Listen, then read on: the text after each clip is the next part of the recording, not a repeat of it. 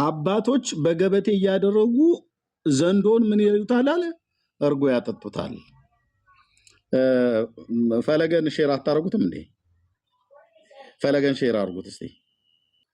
እንግዲህ በጣም በረከታችንን ስበላ የነበረው ዘንዶ አሁን የተመለከታችሁት ቪዲዮ ላይ አርባ ምንጭ አካባቢ አንድ ቦታ ላይ ዘንዶ ሰዎች አገኙ እና ዘንዶን አይተው ገደሉት። ጴንጤዎቹ ዘንዶ ገደሉ ነው። እና ይሄ ደግሞ ዘንዶ የሚበላውን አውቃለሁ እኔ እያለ ነው። ምክንያቱም አባቶቹ እርጎ ያጠጣሉ፣ እሱ ደግሞ የሚበላውን ያውቃል። ዘንዶ የሚጠጣውን ያውቃል። ይሄኛው በቪዲዮ ላይ የምትመለከቱት ዘንዶ የእናንተን ገንዘብ ለዘመናት ሲበላ አልኖረም፣ በረከታችሁንም ሲሰርብ አልኖረም። ለምን ገደላችሁት ነው። ምክንያቱም በገዳማቸው ውስጥ ተኝቶ ተጠቅልሎ በየታቦቱ አለበት ተብሎ በሚባለው ስር ሁሉ ጭምር ተጠቅልሎ ቅዳሴ ሁሉ እኮ ያስቀድሳል። ይሄ የሚበላውን ያውቃል፣ ይሄኛው ደግሞ የሚጠጣውን ያውቃል። እና እንዲሁም ወንድሜ አሁን እነቃልሶች ዘንዶውን በገበታ እያጠጡት ነበር። አሁን እኮ ሰላም የምትፈራው ምንድን ነው አለች። ስንሞት የኛ ጭንቅላት እንደሳለጎ የሚሆን እንትኑን አይተዋል። ቅዱሴ አባቶች ዘንዶውን በገበታ እያጠጡት ነበር፣ እርጎ እያረጉት አይተዋል። ገበታውን የዘንዶውን መጠጫ እዛ ላይ በዛ በኩል የለም። ከዋሻ አንድሪያስ ከአቡነ አንድሪያስ ዜና ለዋሻ ተክለማት ወይት ፈለገ የሚበላው አይጦችና ወፎች በራሪ ነገሮችን ነው የሚበላው። የጴንጤን በረከት የሚበላ ዘንዶ የለም። እና አርባ ምንጭ ላይ የተገደለው ዘንዶ በስተት ነው። እኛ ብናገኘው ገዳማችን ውስጥ ቁጭ አድርገን አባቶቻችን እርጎ ይቀልቡት ነበር፣ እኛም ደግሞ እንመግበው ነበር እያለ ነው ፈለገ። እባክህ ዘንድሮ ግራም ያጋባ ጊዜ ነው። ቀሲስ እንኳን ደህና መጡ። ጤና ይስጥልኝ መምህር ኤርምያስ እንደምን አለ? ደህና ነኝ እግዚአብሔር ይመስገን። እንኳን ደህና መጡ። እንኳን ደህና ቆየ። በዚህ በዘንዶና በእባቡ ላይ ምን ይላሉ?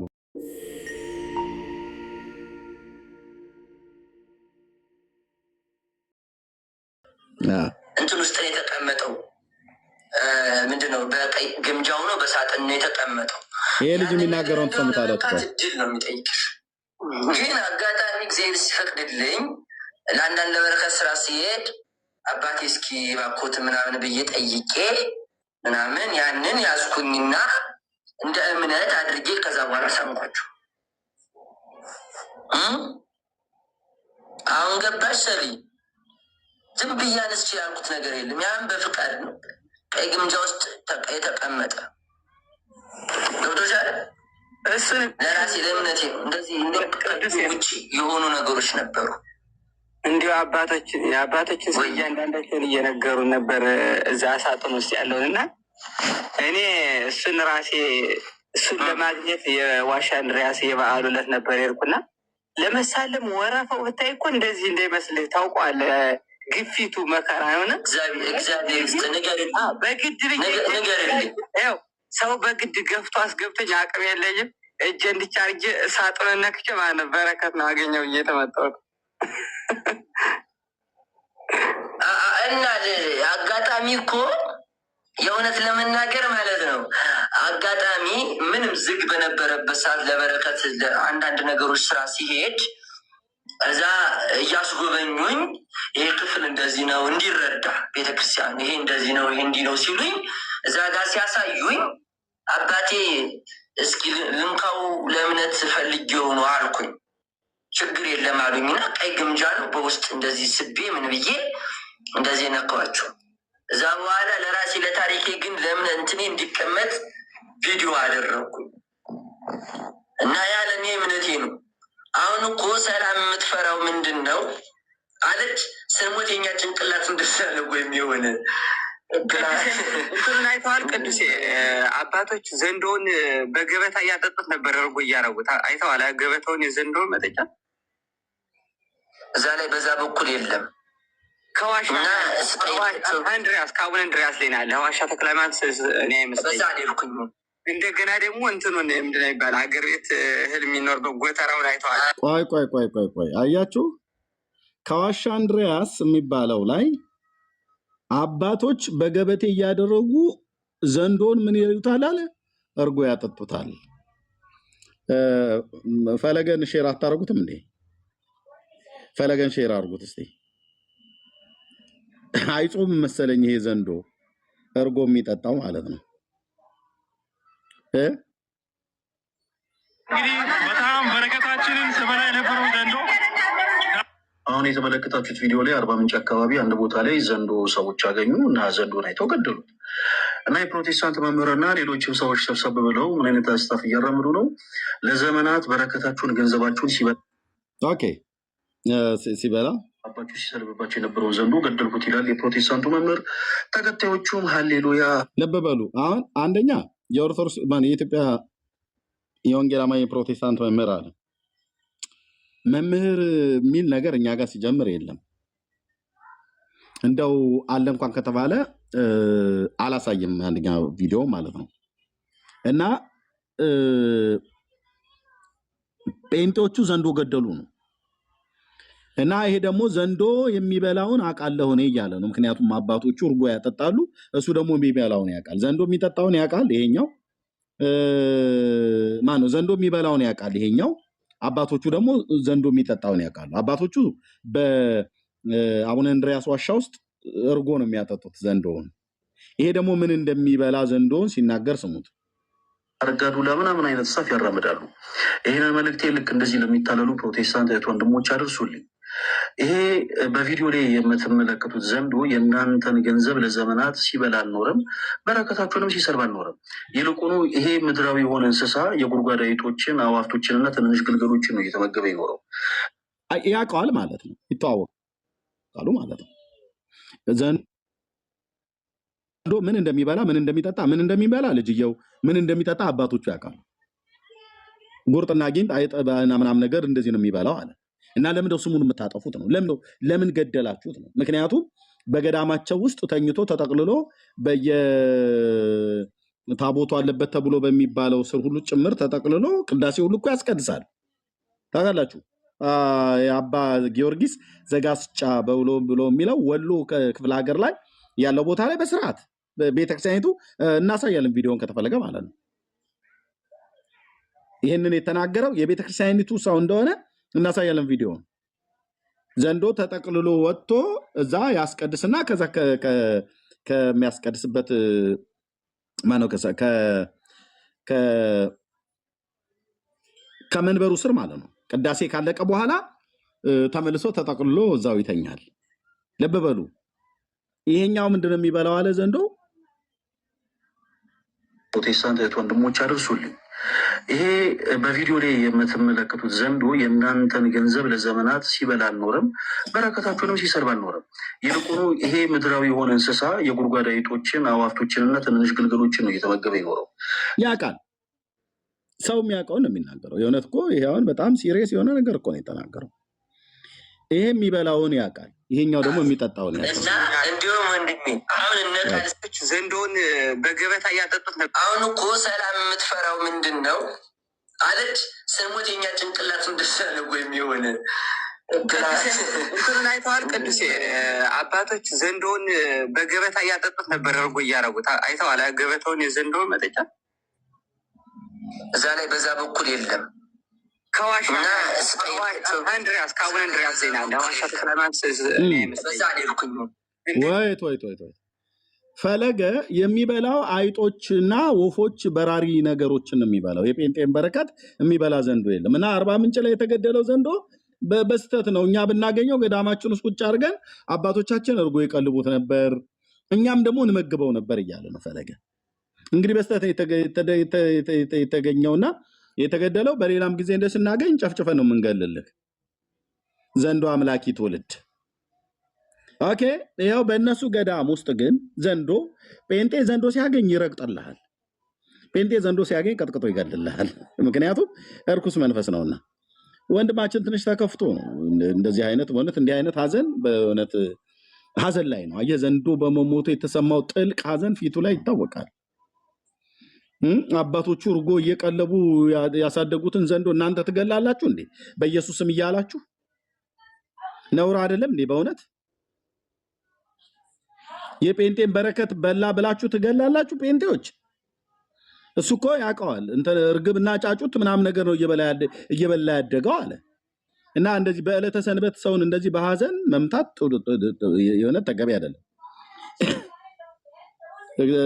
እንትን ማን ነው መጽናናትን እሺ ኦኬ። በነፈለገ ቤተክርስቲያን ግን ዘንዶ እንደዚህ እንደ ጴንጤስ ያገኙ እየቀጠቀጡ አይገሉም። ሁለተኛ እንዳይለመዳችሁ። ለማንኛውም አዲስ ገዳም እየተሰራ ነው። የአቡነ አረጋዊ ገዳም ከድንጋይ ተፈልፍሎ አዲስ ገዳም እየተሰራ ነው። ታዲያ ምን ይላሉ? ገዳሙ ውስጥ ታፕ ኮፒ ሊንክ ሼር አድርጉት። በጣም ሁለቴ ስትራይክ መጥቶብኛል። ታፕ ኮፒ ሊንክ ሼር አድርጉት። ይኸው የሚጠብቅ ዘንዶ እግዚአብሔር ሰጥቶናል እያሉ ነው። ቆይ ይህን ቪዲዮ አይተን እንምጣና እኔ በአማርኛ ተረጉምላቸዋለሁ። ታሪክ ወይ ደመና ምስና አቡነ አረጋዊ ዝመሳሰል ታሪክ አለው። ያው እዚህ ተጠቅልሎ ተኝቶ ታዩታላችሁ። ሰላም አህዋት አጋጣሚ ሐዘልና ልቦታ አቡነ አረጋዊ ደብረ ዳሞ ወደ መከረታ ደብረ ዳሞ እና ታለ ጽዋ ወረስ ሐቲ ታላቴሎ ወይዳ ያው ወደ ማማርጋ ማህና ታለ ጽዋ ተሰና ነርከፍ እዚህ ትሪው ዘለኹም ፍልፍል ቤተክርስቲያን አው ጅመር ዳርጋ ዓመት መድህ ሓደ ወራ ታሪክ ወለ ዓመትና 10 ሓደ ወራ ነገርለ ያው ዳርጋ 5% ሰሪለ ያው ዝገርም ቀደማ ነው ማንቲ ሓደ ታሪክ አውዝ ቤተክርስቲያን ዘገጥምናለ ታሪክ ታዩ ያው ለካተም አቡነ አረጋዊ ደብረ ዳሞ ግዲው ገበር ወይም ደመና በተመን ተደምቲውም ደይው ሆነ ዝንሪው ማምስለው ወይማ ተሰላለ ነው። ወገኖች በደንብ ሼር አድርጉት ፕሊዝ ፕሊዝ። እዚህ ያላችሁ ሁላችሁ ለ60 ሰው ለ60 ሰው ማድረግ ትችላላችሁ። በደንብ ቴንክ ዩ። ሓደ ተባከለ ነው ቤተክርስቲያን ማለት ያው እንደዚህ ያለዘልና ያው እዚህ አቡነ አረጋዊ ደመና ዝገዳም ዚ አማርጋ ያፈኑ እና ሐለው ደመና ያው ቤተክርስቲያን ተቀመጠ። ያው በአቡነ አረጋዊ ገዳም ውስጥ በህይወት ያለ ኦርቶዶክስ እርጎ እያጠጣች እየቀለበች የምታኖረው ዘንዶ ማለት ነው። ጴንጤ ደግሞ 40 ምንጭም ይሁን የትኛውም ሀገር ላይ ሲያገኝ ቀጥቅጦ ይገልልሃል። እናም ደግሞ መጽሐፍ ቅዱስ የሚናገረው አንበሳውና ዘንዶን ትረግጣለህ ብሎ ስለተጻፈ በመዝሙር 91 ላይ እንረግጥልሃለና ኃይሉን ስልጣኑን ማለት ነው። ይሄ የርኩስ መንፈስ ማደሪያ እንጂ የመንፈስ ቅዱስ ማደሪያ አይደለም። ገዳም የምታስቀምጠው እባብና እግዚአብሔር አብረው ያድራሉ ብለህ የምትል ጠማማና ዘማዊ ትውልድ ንስሐ ነው መግባት ያለብህ። እባብህን እዛው ታቀፈ ተቀምጠ ይኸው ገዳም ውስጥ ተጠቅልሎ አቡነ አረጋዊ ገዳም ውስጥ ማለት ነው። በትግራይ እጅ ከፍንጅ ገና በጣም ብዙ ዘንዶች አስቆጥራለሁ። የራስህን አባቶች እያመጣ ይኸው ጴንጤ ዘንዶ ይገላል፣ ዘንዶ ይረግጣል። ኦርቶዶክስ ዘንዶ ታመልካለች፣ ዘንዶ ገዳም ውስጥ ታስቀምጣለች፣ ዘንዶ እርጎ እየቀለበች ታሳድጋለች። የሁለት ዓለም ሰዎች ነን ብራዘር፣ የሁለት ዓለም ሰዎች ነን። ያው እንደዚህ ዘለና ወዘለ ማሐዚ አትሪ አጋጣሚ ዛሬ ራዲዮ ውስጥ ይዘለ እንዳያችሁት ነው። በጣም ያሳዝናል። አሁን ምን ማድረግ አለብን? ስለ ህዝባችን መጸለይ አለብን። እባብ የሚከበርበት ዘንዶ የሚሰገድለት ዘመን መጥተዋል። ዘንዶ ይጠብቀናል ብለው ቤተክርስቲያናችን ዘንዶ ይጠብቃታል ብለው ለዘንዶ ስልጣን ሰጥተው ህዝባችን ወደ ሲኦል እየነዱት ይገኛል። ያለን አማራጭ እግዚአብሔር አምላክ እንዲረዳን ህዝባችን ነፃ እንዲወጣ ሁላችን ኦኬ ማርያም ራሱ ዘንዶን እየፈታችሁ ተለቀዋለች። በዘንዶ እየተጠበቀ የሚገኘው ገዳም እኚህ ድንቅ አባት አለቱን ፈልፍለው የሰሯቸው ዋሻዎች በውስጡ የተለያዩ ክፍሎች አሉት። ክፍሎቹም በቅዱሳን ስም የተሰየሙ ናቸው። የመጀመሪያው ክፍል ቤተ በዓታ፣ ከዛም ቤተ ዮሐንስ፣ ቤተ አቡነ ሐራ፣ ቤተ አማኑኤል፣ ቤተ መድኃኔዓለም በመባል ይታወቃሉ። እነዚህ ሁሉ ነገሮች መገኛ ገዳም የዘንዶ አስራ በዓታ ማርያም ገዳም ይሰኛል። ከተመሰረተ ገና 2 ዓመት ያልሞላው ገዳም በመጀመሪያ አቀማመጡ ቦታው የጣዖት ማምለኪያ እንደነበር አባታችን ይናገራሉ። በዚህ ቦታ ቁንጮ ያለው ዘንዶ ይመለክ ነበር። በሬ ይታረድለታል፣ በግ ይሰዋለታል። በዙሪያው ከ20 በላይ ጸበሎች አሉ።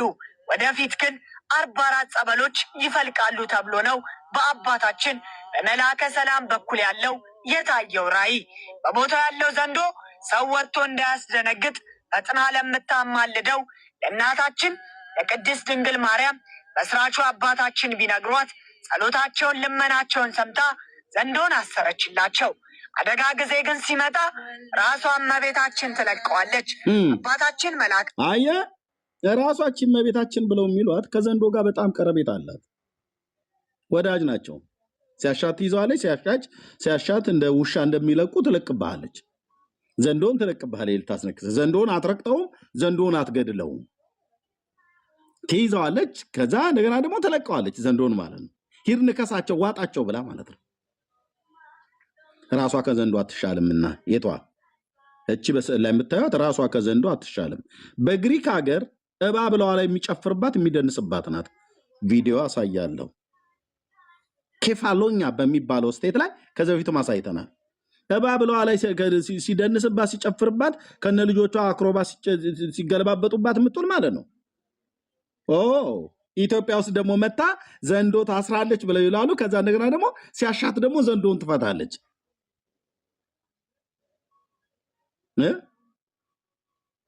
እሺ እዚህ ቅዱስ ቦታ ላይ ይሄ ቅዱስ ቦታ 5 ነብሮች ከላይ ቦሌ አራሳ አቦ የሚባል አለ። በዚህ አድርጎ በዚህ ቂርቆስ የሚባል አለ። በታች አድርጎ አሁን በምታዩት በዚህ አድርጎ በጫካው እየመጡ ከዚህ 5 ነብሮች ከዚህ ከገዳሙ በታች ካለው ከገዳሙ ጫካ ከዚያ እየመጡ ይውላሉ። አንድ ቀን ከቦሌ አራሳ አቦ ይደርሳሉ። በዚያ እንደገና ተመሶ እዚህ ደርሰው ይወጣሉ። ገዳሙን ልክ እንደ አቡነ ተክለ ገብረ መንፈስ ቅዱስ ባለሟት በተሰጣቸው መሰረት ከአራብሳ አቦ ተነስተው ከዚህ ከስላሴ ገዳም ተነስተው ከአራብሳ አቦ የሚጎበኙ 5 ነብሮች አሉ። እኒህ በገዳሙ በዚህ በጫካ ውስጥ ሲመላልሱ ይገኛሉ። ዘንዶ አሁን ከምታዩት ከዋሻው ቤተክርስቲያን ከላይ አሁን ከምታዩት ከ3ቱ ሾላዎችና ከጽዱ ስር ካለው በታች ላይ ትልቅ ዘንዶ አለ። ይሄ ሌሊት ሰዎች ራቅ ሲሉ ወደ ቤተ መቅደሱ መጥቶ ገብቶ ሄዳን ለአገልግሎት ስንሄድ ከጫካው እየገባ ያለ ቤተክርስቲያኑን ገዳሙን የሚጠብቅ ዘንዶ ነው። አሁን ቅድም እዚህ ቅዱስ ቦታ ላይ ይህ ቅዱስ ቦታ 5 ነብሮች ከላይ ቦሌ አራሳ አቦ የሚባል አለ። በዚህ አድርጎ በዚህ ቂርቆስ የሚባል አለ። በታች አድርጎ በጣም ሪፖርት አለ ወንድሞች፣ በጣም ሪፖርት አለ። ሪፖርት በጣም አለ። እዚሁ ቁጭ ብላችሁ ላይቭ ሰስፔንድ እየሆነ ነው። እዚሁ ቁጭ ብላችሁ ማድረግ እየቻላችሁ ማለት ነው። አብዛኞቻችሁ ታብም ማድረግ እየቻላችሁ ሼርም ማድረግ እየቻላችሁ ያው እንግዲህ ታውቃለህ የዘንዶ መንፈስ ምናልባትም እዚህኛው ጉት ውስጥ ያለ ሰዎች አብረው ሊጋሩ የሚችሉ ሰዎች አይጠፉ። ግን ለምን ሼር እንደማታደርጉት አይዶ ነው ወንድሞች እና እህቶች፣ ለምን ሼር እንደማታደርጉ አይዶ ነው። ይህንን ያመጣሁት ለምንድን ነው? ይሄ ሰው በሀዘን ላይ ነው ያለው። በጣም የእውነት እግዚአብሔር መጽናናትን ይላክለት ብለን በል እንግዲህ የሚያጽናና እግዚአብሔር ነው። በእርግጥ ለምንድነው ፊቱ እንደዚህ ያዘነ የጠቆረው? ዘንዶ ተገደለ። ምን ያገናኛቸዋል ታዲያ ከዚህ ልጅ ጋር?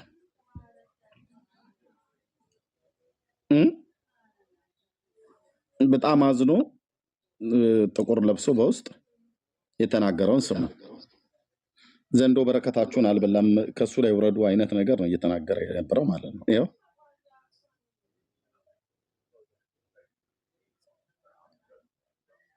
አሁን የተመለከታችሁት ቪዲዮ ላይ 40 ምንጭ አካባቢ አንድ ቦታ ላይ ዘንዶ ሰዎች ትልቅ ዘንዶ እንግዲህ በጣም በረከታችንን ስበላ የነበረው ዘንዶ አሁን የተመለከታችሁት ቪዲዮ ላይ 40 ምንጭ አካባቢ አንድ ቦታ ላይ ዘንዶ ሰዎች አገኙ እና ዘንዶን አይተው ገደሉት እና የፕሮቴስታንት መምህርና ሌሎችም ሰዎች ሰብሰብ ብለው ምን አይነት አስታፍ እያራምዱ ነው? ለዘመናት በረከታችሁን ገንዘባችሁን ሲበላባችሁ ሲሰልብባችሁ የነበረውን ዘንዶ ገደልኩት ይላል የፕሮቴስታንቱ መምህር። ተከታዮቹም ሀሌሉያ ሀርጋዱላ ምናምን አይነት ስታፍ ያራምዳሉ። ይህንን መልእክቴ ልክ እንደዚህ ለሚታለሉ ፕሮቴስታንት እህት ወንድሞች አድርሱልኝ። ይሄ በቪዲዮ ላይ የምትመለከቱት ዘንዶ የእናንተን ገንዘብ ለዘመናት ሲበላ አልኖረም፣ በረከታችሁንም ሲሰልብ አልኖረም። ይልቁኑ ይሄ ምድራዊ የሆነ እንስሳ የጉድጓድ አይጦችን አዋፍቶችንና ትንንሽ ግልገሎችን ነው እየተመገበ ይኖረው። ያቃል ቤተሰብ ናቸው፣ ይተዋወቃሉ፣ የቅርብ ወዳጅነት አላቸው። ገዳማቸው ውስጥ ተኝቶ ተጋድሞ ነው የሚውለው። ቤተክርስቲያናቸው ውስጥ ገዳማቸው ውስጥ እርጎ ያጠጡታል አባቶቹ። እሱ ደግሞ የሚበላውን ያውቃል። አባቶቹ የሚጠጣውን ሲሰጡት እሱ ደግሞ የሚበላውን ያውቃል። እና ጴንጤው ተሳስታችኋል እያለ ነው። በረከት ነው የበላው ነው ብላችሁ ያላችሁት፣ እሱ ግን አይጥና ጉርጥ ጊንጥር የሚበላው የምናጠጣው እርጎ ነው እያለ ነው።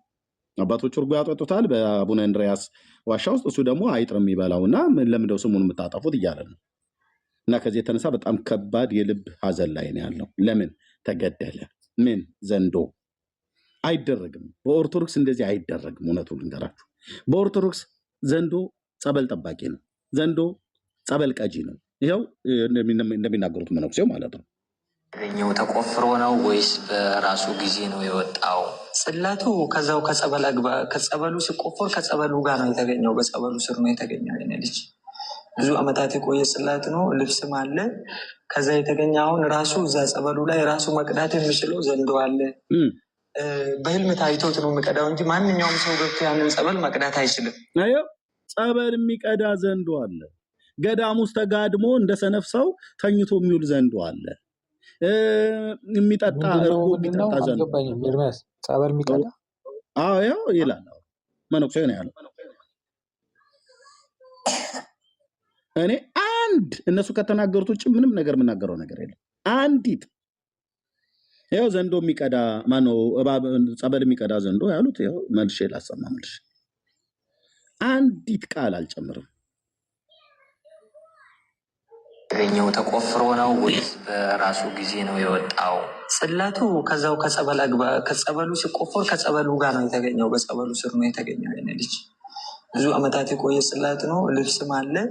ከዛ የተገኘ አሁን ራሱ እዛ ጸበሉ ላይ ራሱ መቅዳት የሚችለው ዘንዶ አለ። በህልም ታይቶት ነው የሚቀዳው እንጂ ማንኛውም ሰው ገብቶ ያንን ጸበል መቅዳት አይችልም። ማንኛውም ሰው ራሱ ጸበሉን ለመቅዳት በህልም ማየት አለብህ። ጸበሉን የሚቀዳው ዘንዶ ስለሆነ የሚጠብቀውም ዘንዶ ነው። ኦኬ ቤተክርስቲያኒቱ ዘንዶ በዘንዶ ሆናለች። እባብ በእባብ ባይዘወይ ሰውም ሲሳደቡ አይታችሁ ከሆነ 666 ዘንዶ ነው የሚሉት ይወዳሉ። ኦርቶዶክሳውያን ከዘንዶ ጋር በጣም የቀረበ ቃል ኪዳን ነው ያላቸው።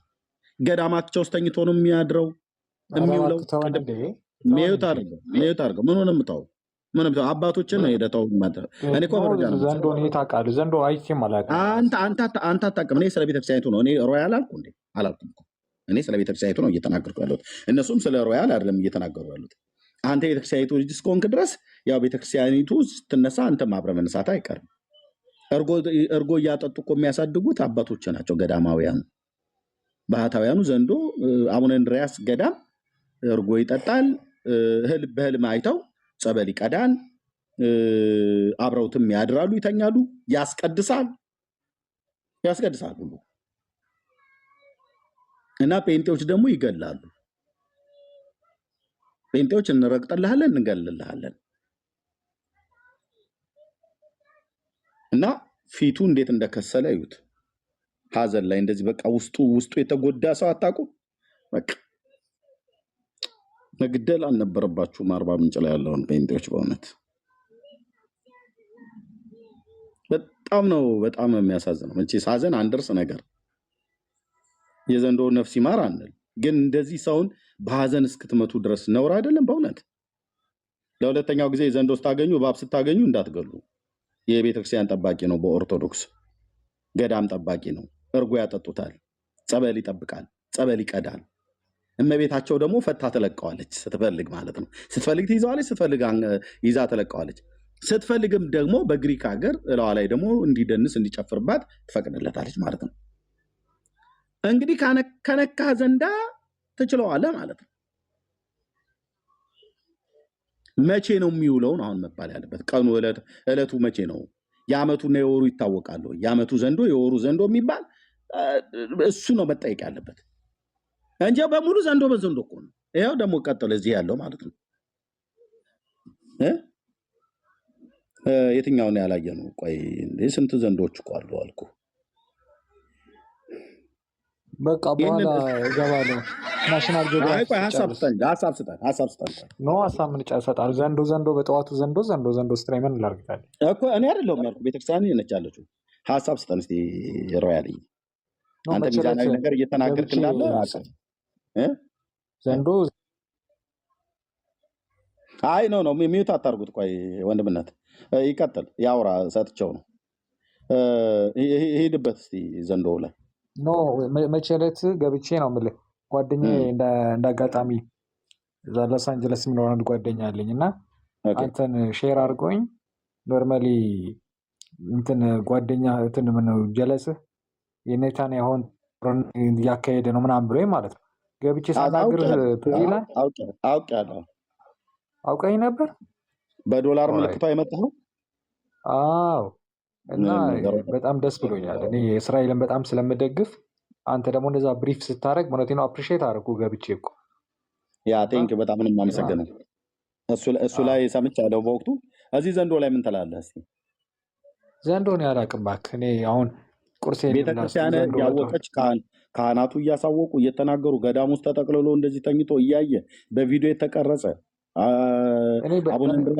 አቡነ እንድሪያስ ዋሻ በርጎ እያደገ ደብረ ዳሞ ተኝቶ እየዋለ ዘንዶን ያዛል። ዘንዶ ራሱ ይፈራል፣ እንደዚህ አይነት ቦታዎችን ይጠብቃል ምናምን ለማለት ሊሆን ይችላል። ኖርማሊ የማላውቀው ነገር ላይ ዲቴል ማውራት አልችልም። ግን ማን ነው የሚጠብቀው? ቤተክርስቲያን ምናምን ሊጠብቅ ይችላል ብለው ሊሉ ይችላሉ። እኛ ምን እናውቃለን? ቤተክርስቲያን በዘንዶ ነው የምትጠብቀው እንዴ? አላውቅም። እኔ በዘበኛ ነው የማውቀው እኮ። ታዲያ በዘንዶ ይጠበቃል እያሉ የሚሉት ቤተክርስቲያን አሁን አናውቅም። አሁን እኮ በጣም እኮ በነገራችን ላይ እንደዚህ አይነት ነገሮች ላይ የማታውቃትን ቤተክርስቲያን ነው እንደ ሮያል ታዲያ የምትከራከርላት መተህ በማን እንደምትጠበቅ እንኳን የማታውቃት ቤተክርስቲያን የምትጠበቀው በዘበኛ ነው አልኩ።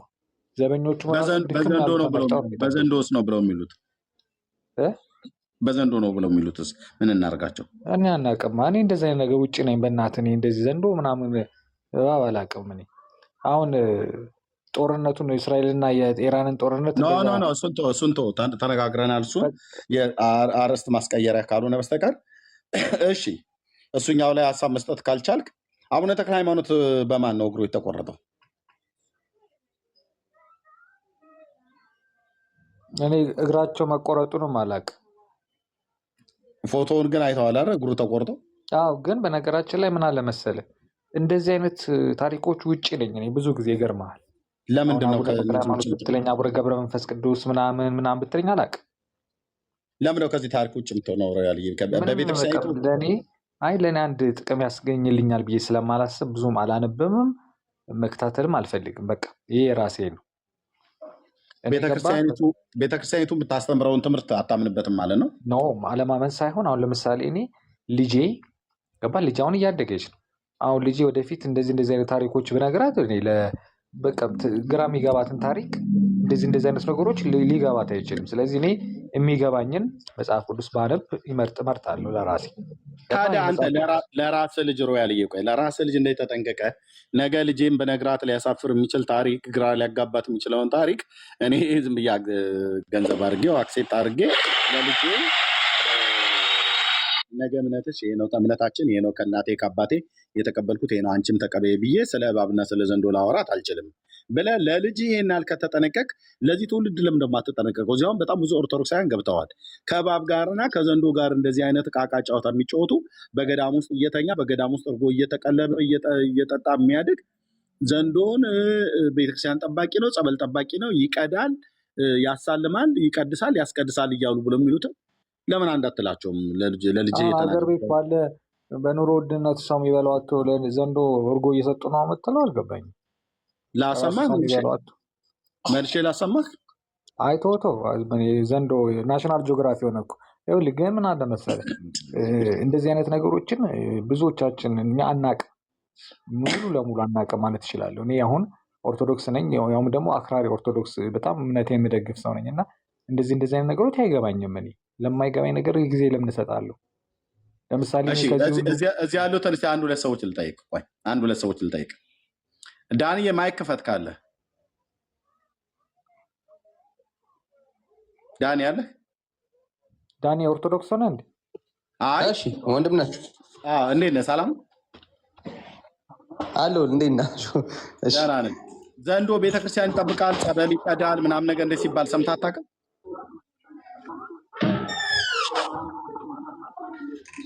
እንዴ በደንብ ሰምተናል። በጣም ነው የማመሰግነው። መሲ ያለሽ? ኧረ እኛ ምን አገባን? እኔ ምስክር አልፈልግም። አይ ቆይ አንተ ኦርቶዶክስ ሳይሆነ ካልሰማኸው እንዴት ነው እነሱ ብቻዬን ተቀምጬ ማረቢን አያችሁ አትጫወቱ እንጂ በቃ ቶ ምንም አይመለከተኝም እኮ አልኩ። ኦርቶዶክስ ገዳም ውስጥ ተጠቅልሎ የተኛ ዘንዶ በህይወቱ ያለው ዘንዶ አስተኝታችሁ እንዴት ነው አጠይቀኝ ብለህ የምትለው? ሮያል በቃ ቢፈልግ ተጠቅልሎ የተኛ ቢፈልግ ሳውና ይግባ ቢፈልግ ስቲም ይግባ፣ እዛ አይመለከተኝም። እኔ እኔ መጽሐፍ ቅዱስን ማንበብ ነው የሚመለከተኝ አልኩ። እንዴት ነው የማይመለከት? አንተ ኦርቶዶክሳዊ አይደለህ ወይ እኮ ነው የሚመለው። እውነቱን ለምን ነው ዲና የምታደርገው? ለምንድን ነው? እኛ ኦርቶዶክሳውያን የሚመለከተንን ነው የምናነበው እንጂ ዘንዶ ተጠቅልሎተኛ ስፖርት ሰራ እዛ ጂም ይሰራል ብትለኝ እኔ አይመለከተኝም። እንዴት አውቀዋለሁ? ታሪኩን የማውቀው እኔ ቤተክርስቲያን የምታስተምረኝን ተጠምቆ ስለመዳን ስለ ጻድቃን ሰማዕታት ምናምን የምትጠመቅበትን እኮ ጸበል የሚጠብቀው እኮ ዘንዶ ነው እኮ አሉ ቆሞሱ። እንደዛ አሉ። አሁን ለምሳሌ የምትጠመቁበትን ውሃ እኮ የሚጠብቀው ዘንዶ ነው። አገላለጽ ሜታፎሪክ ይሁን ምን አናውቅም። እኔ ሰውዬ እንደዛ ሲናገሩ አሁን ማን ይሙት ዘንዶ ቆሞ ሰው እየጠመቀ ነው አይመስለኝም። ስለዚህ አገላለጻቸው ራሱ ትርጓሜ ኑሮ አናውቅም። ስለዚህ አሁን እኛ ሜታፎሪክ አሁን በምን እናውቃለን ታዲያ? አሁን ዘንዶ እውነት ቆሞ እየጠመቀ ነው ሰው? እሺ ኦኬ ይሁን። ስለዚህ እኔ አደባብስም እኮ አልኩ። ምንም የፈለገው ቢሆን እኔ የምለባብሰው ነገር የለም። ከሆነ ነው አደባበስከው እንጂ ለምን ደባበሳለሁ? ሊያዙት ይችሉ ይሆናል የሚል ግምት አለኝ። ምን ያደርጋል? ገዳም ውስጥ ተኝቶ አላሳየውም ወይ? ላሳይ መልሼ። አልጋ ይዞ ነው። ኦኬ አልጋ ይዞ ነው። ኦኬ እሱ ጥሩ ጥያቄ ነው። ያው አልጋ ይዞ የሚሆን አልጋም ሳይዝ ታሳየኝ። እኔ አልፈልግም። ማየት አለብን። ሁለት ኦርቶዶክሳውያን ወገኖች የሚታመኑበትን ዘንዶ ሙድ ትይዝበታለህ እንዴ? ኖ አልጋ ይዞ ነው ወይ? ትግራይ ላይ አዲስ ገዳም እየተሰራ ነው። የአቡነ አረጋዊ ገዳም ከድንጋይ ተፈልፍሎ አዲስ ገዳም እየተሰራ ነው። ታዲያ ምን ይላሉ? ገዳሙ ውስጥ አዲስ ዘንዶ አስገብተናል። ገዳምን የሚጠብቅ ዘንዶ እግዚአብሔር ሰጥቶናል እያሉ ነው። ቆይ ይህም ቪዲዮ አይተን እንምጣና እኔ በአማርኛ ተረጉም። አዲስ ገዳም ሰርተው አዲስ ዘንዶ አስገብተናል፣ አዲስ ታቦት አስገብተናል እንደሚባለው አዲስ ዘንዶ አስገብተናል፣ አዲስ እባብ እግዚአብሔር ሰጥቶናል እያሉ ነው። ማለት ሬስቶራንት በአዲስ መልክ ምግብ ጀምራላል እንደሚባለው ማለት ነው። የምታወራው ነገር ሁሉ ይህ ሰውየውም አንተም አልገባችሁም። ቆይ ስማው ታሪክ ወይ ደመና ምስና አቡናውን አረጋው ዝመሳሰል ታሪክ አለው። ሰላም አሕዋት አጋጣሚ ሕዘልና ልቦታ አቡነ አረጋዊ ደብረ ዳሞ ወይ ደማ ከለታ ደብረ ዳሞ እናታለ ጽዋዕ ወረስ ሐቲታ ተለው ወይዳ ያው ምንም አቡነ አረጋዊ ማህና ታለ ጽዋዕ ተሰና ነርከብ እዚ ትሪዎ ዘለኹም ፍልፍል ቤተክርስቲያን ተርጅመር ዳርጋ አመት መልእ ሓደ ወራ ታሪክ ወለ ትግርኛ ባልችል ይቆጨ ነበር። ምንድን ያለው ሰውየው? ወደ መጣበት ሸኝተነዋል ያለ ታሪክ ታዩ። ያው ልክ አተማ አቡነ አረጋዊ ደብረ ዳሞ እንግዲህ ገበር ወይም ደመና በተመን ተጥምጥም ደይዎም ከም ዝንሪኦም ምስለው ወይ ድማ ተስላሉ ነው ለማት ለማውዚ ያው ሓደ ጠባቂ ገርም ነው ዝመስል ለብቲ ሓደ ጠባቂ ሓደ ጠባቂ ለውዝ ቤተክርስቲያን ማለት ያ ከም ዝንሪኦ ዘለና ያው እዚ አቡነ አረጋዊ ደመና ገዳም እዚ አማርዲያ ባይኑ እና ሐለው ደመና ያው ቤተክርስቲያን ተቀመጠ። አንተ የምትሰማው እንግዲህ ትግርኛና እኛ የምንሰማው እንግዲህ የተለያየ ነው ማለት ነው። ገዳሙን የሚጠብቀው ይኸው ዘንዶ እኮ በጦርነቱ ፈርቶ መጥቶ ቤርጎ ይዞ ነው። ቤርጎ ይዞ ነው ወይ አልጋ ይዞ ነው ወይ ብለህ ስትል ነበር። ይኸው አልጋ ይዞ ማለት ነው፣ እዛው ገዳም ውስጥ ማለት ነው። አልጋ ብለህ ካልከው የቤተክርስቲያን ጠባቂ የገዳም ጠባቂ ሆነው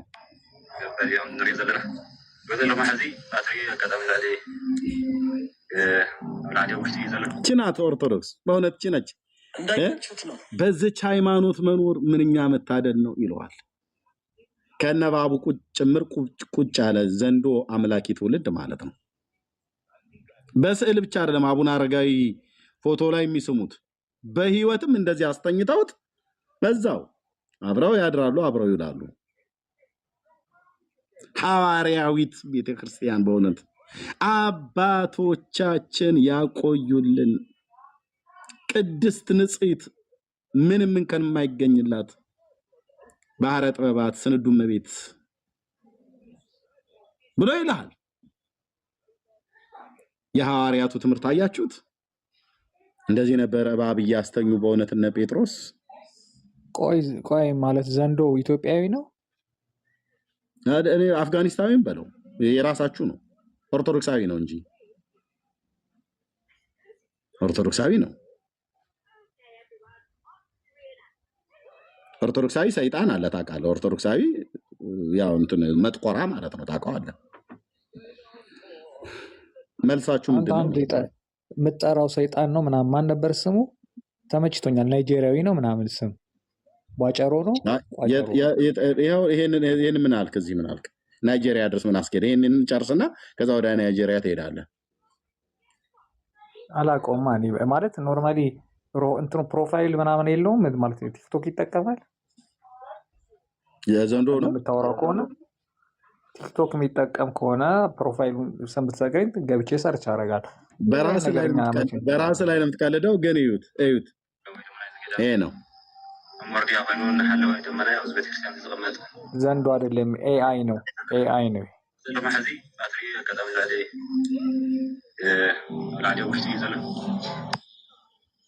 እንዳያችሁት ነው። በጣም ያሳዝናል። አሁን ምን ማድረግ አለብን? ስለ ህዝባችን መጸለይ አለብን። እባብ የሚከበርበት ዘንዶ የሚሰገድለት ዘመን መጥተዋል። ዘንዶ ይጠብቀናል ብለው ቤተክርስቲያናችን ዘንዶ ይጠብቃታል ብለው ለዘንዶ ስልጣን ሰጥተው ህዝባችን ወደ ሲኦል እየነዱት ይገኛል። ያለን አማራጭ እግዚአብሔር አምላክ እንዲረዳን ህዝባችን ነፃ እንዲወጣ ሁላችን መጸለይ አለብን። ሁላችን ስለዚህ ጉዳይ ለእኛ ለወንጌል አማኞች ይሄን የምናደርገው ኦኬ፣ መጸለይ አለብን ለዚች ቤተክርስቲያን። እውነቴ ነው እያምላችሁ እንደ ቤተክርስቲያን ነው እባብ እየቀለበች የምታሳድገው እንደ ቤተክርስቲያን። ይሄ ሐሰት አይደለም። የራሷ ልጆች እየመሰከሩ ያሉ ቤት እህል የሚኖርበት ቪዲዮ አደረው። እኔ እምነቴ ነው። አሁን እኮ ሰላም የምትፈራው ምንድን ነው አለች። ስሙት የኛ ጭንቅላት እንደሳለ ወይም የሆነ እንትኑን አይተዋል። ቅዱሴ አባቶች ዘንዶውን በገበታ እያጠጡት ነበር፣ እርጎ እያረጉት አይተዋል። ገበታውን የዘንዶውን መጠጫ እዛ ላይ በዛ በኩል የለም። ከዋሻ አንድሪያስ ከአቡነ እንድሪያስ ላይ ናለ ዋሻ ተክለማት እኔ አይመስለኝም። እንደገና ደግሞ እንትኑን ምንድን ይባል ሀገር ቤት ዋሻ እንድሪያስ የሚባለው ሰሜን ሸዋ ውስጥ ነው። አባቶች በገበቴ ምን ያጠጡታል? እርጎ። ዓርብ ሮብ አይጾምም ማለት ነው የኦርቶዶክስ ዘንዶ። እርጎ ዘንዶ ያደልቡልሃል። ጴንጤ ኦርቶዶክስ ያደለበችን ዘንዶ እንትን ዘንዶ ራሱ ጀዝቦ ነው ማለት ምንም ነገር ሰው አይነካም። ምንድን ነው እንደዚህ ያክል ፍሬንድሊ ነው። ዘመዶቹን ያውቃል። ዘመዶቹን ያውቃል። ዘመዶቹ ናቸው ማለት ነው። ዘመዶቹን ያውቃል። በሃይማኖት ታዲያ እንዴት ዘመዶቹ ባይሆን በሃይማኖት ስምምነት ባይሆናችሁ እባክህ ዘንድሮ ግራም ያጋባ ጊዜ ነው። ግን ኖርማሊ እነዚህ የገጠር ሰዎችም አልቀበልም። ብዙ ጊዜ እነዚህ የሚያወሩ እንደዚህ አይነት ነገሮች ድግምት ምናምን የሚሉ ሰዎች እኛ አንሰማቸውም። የማያመጡት ጣጣ ስለሌለ ማለት ነው።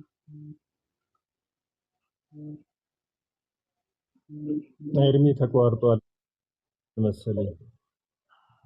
ኤርሚ እስኪመለስ አንድ መጽሐፍ አጭር ታሪክ ላንብብላችሁ። ምናልባት ሩዋይ ለምሰማ ሌሎቻችሁ ሰላማችሁ ይብዛ። ዳግዬ፣ ዳኒ፣ ሁላችሁም። መጽሐፏ ምን ትላለች? ትንሽ መጽሐፍ ነች። ሃይማኖትህን እወቅ እንዳትሆን መናፍቅ ትላለች እና የጻፏት ሰው ሊቀ ብርሃናት መርቆሬዎስ አረጋ ይባላሉ። በ1989 ዓ.ም የተጻፈች መጽሐፍ ነች። ሃይማኖትህን እወቅ እንዳትሆን መናፍቅ። አጫጭር ታሪኮች ያሉበት ነው። አንዷ ታሪክ ቁጥር 18 ላይ ያለች ምን ትላለች? ከአሁኑ ነገር ጋር ስለሚያያዝ ነው ማውራት። በወሎ ክፍለ ሀገር በቦረና አውራጃ የጻድቁ የጋስጫ ቅዱስ ጊዮርጊስ ቤተክርስቲያን አለ።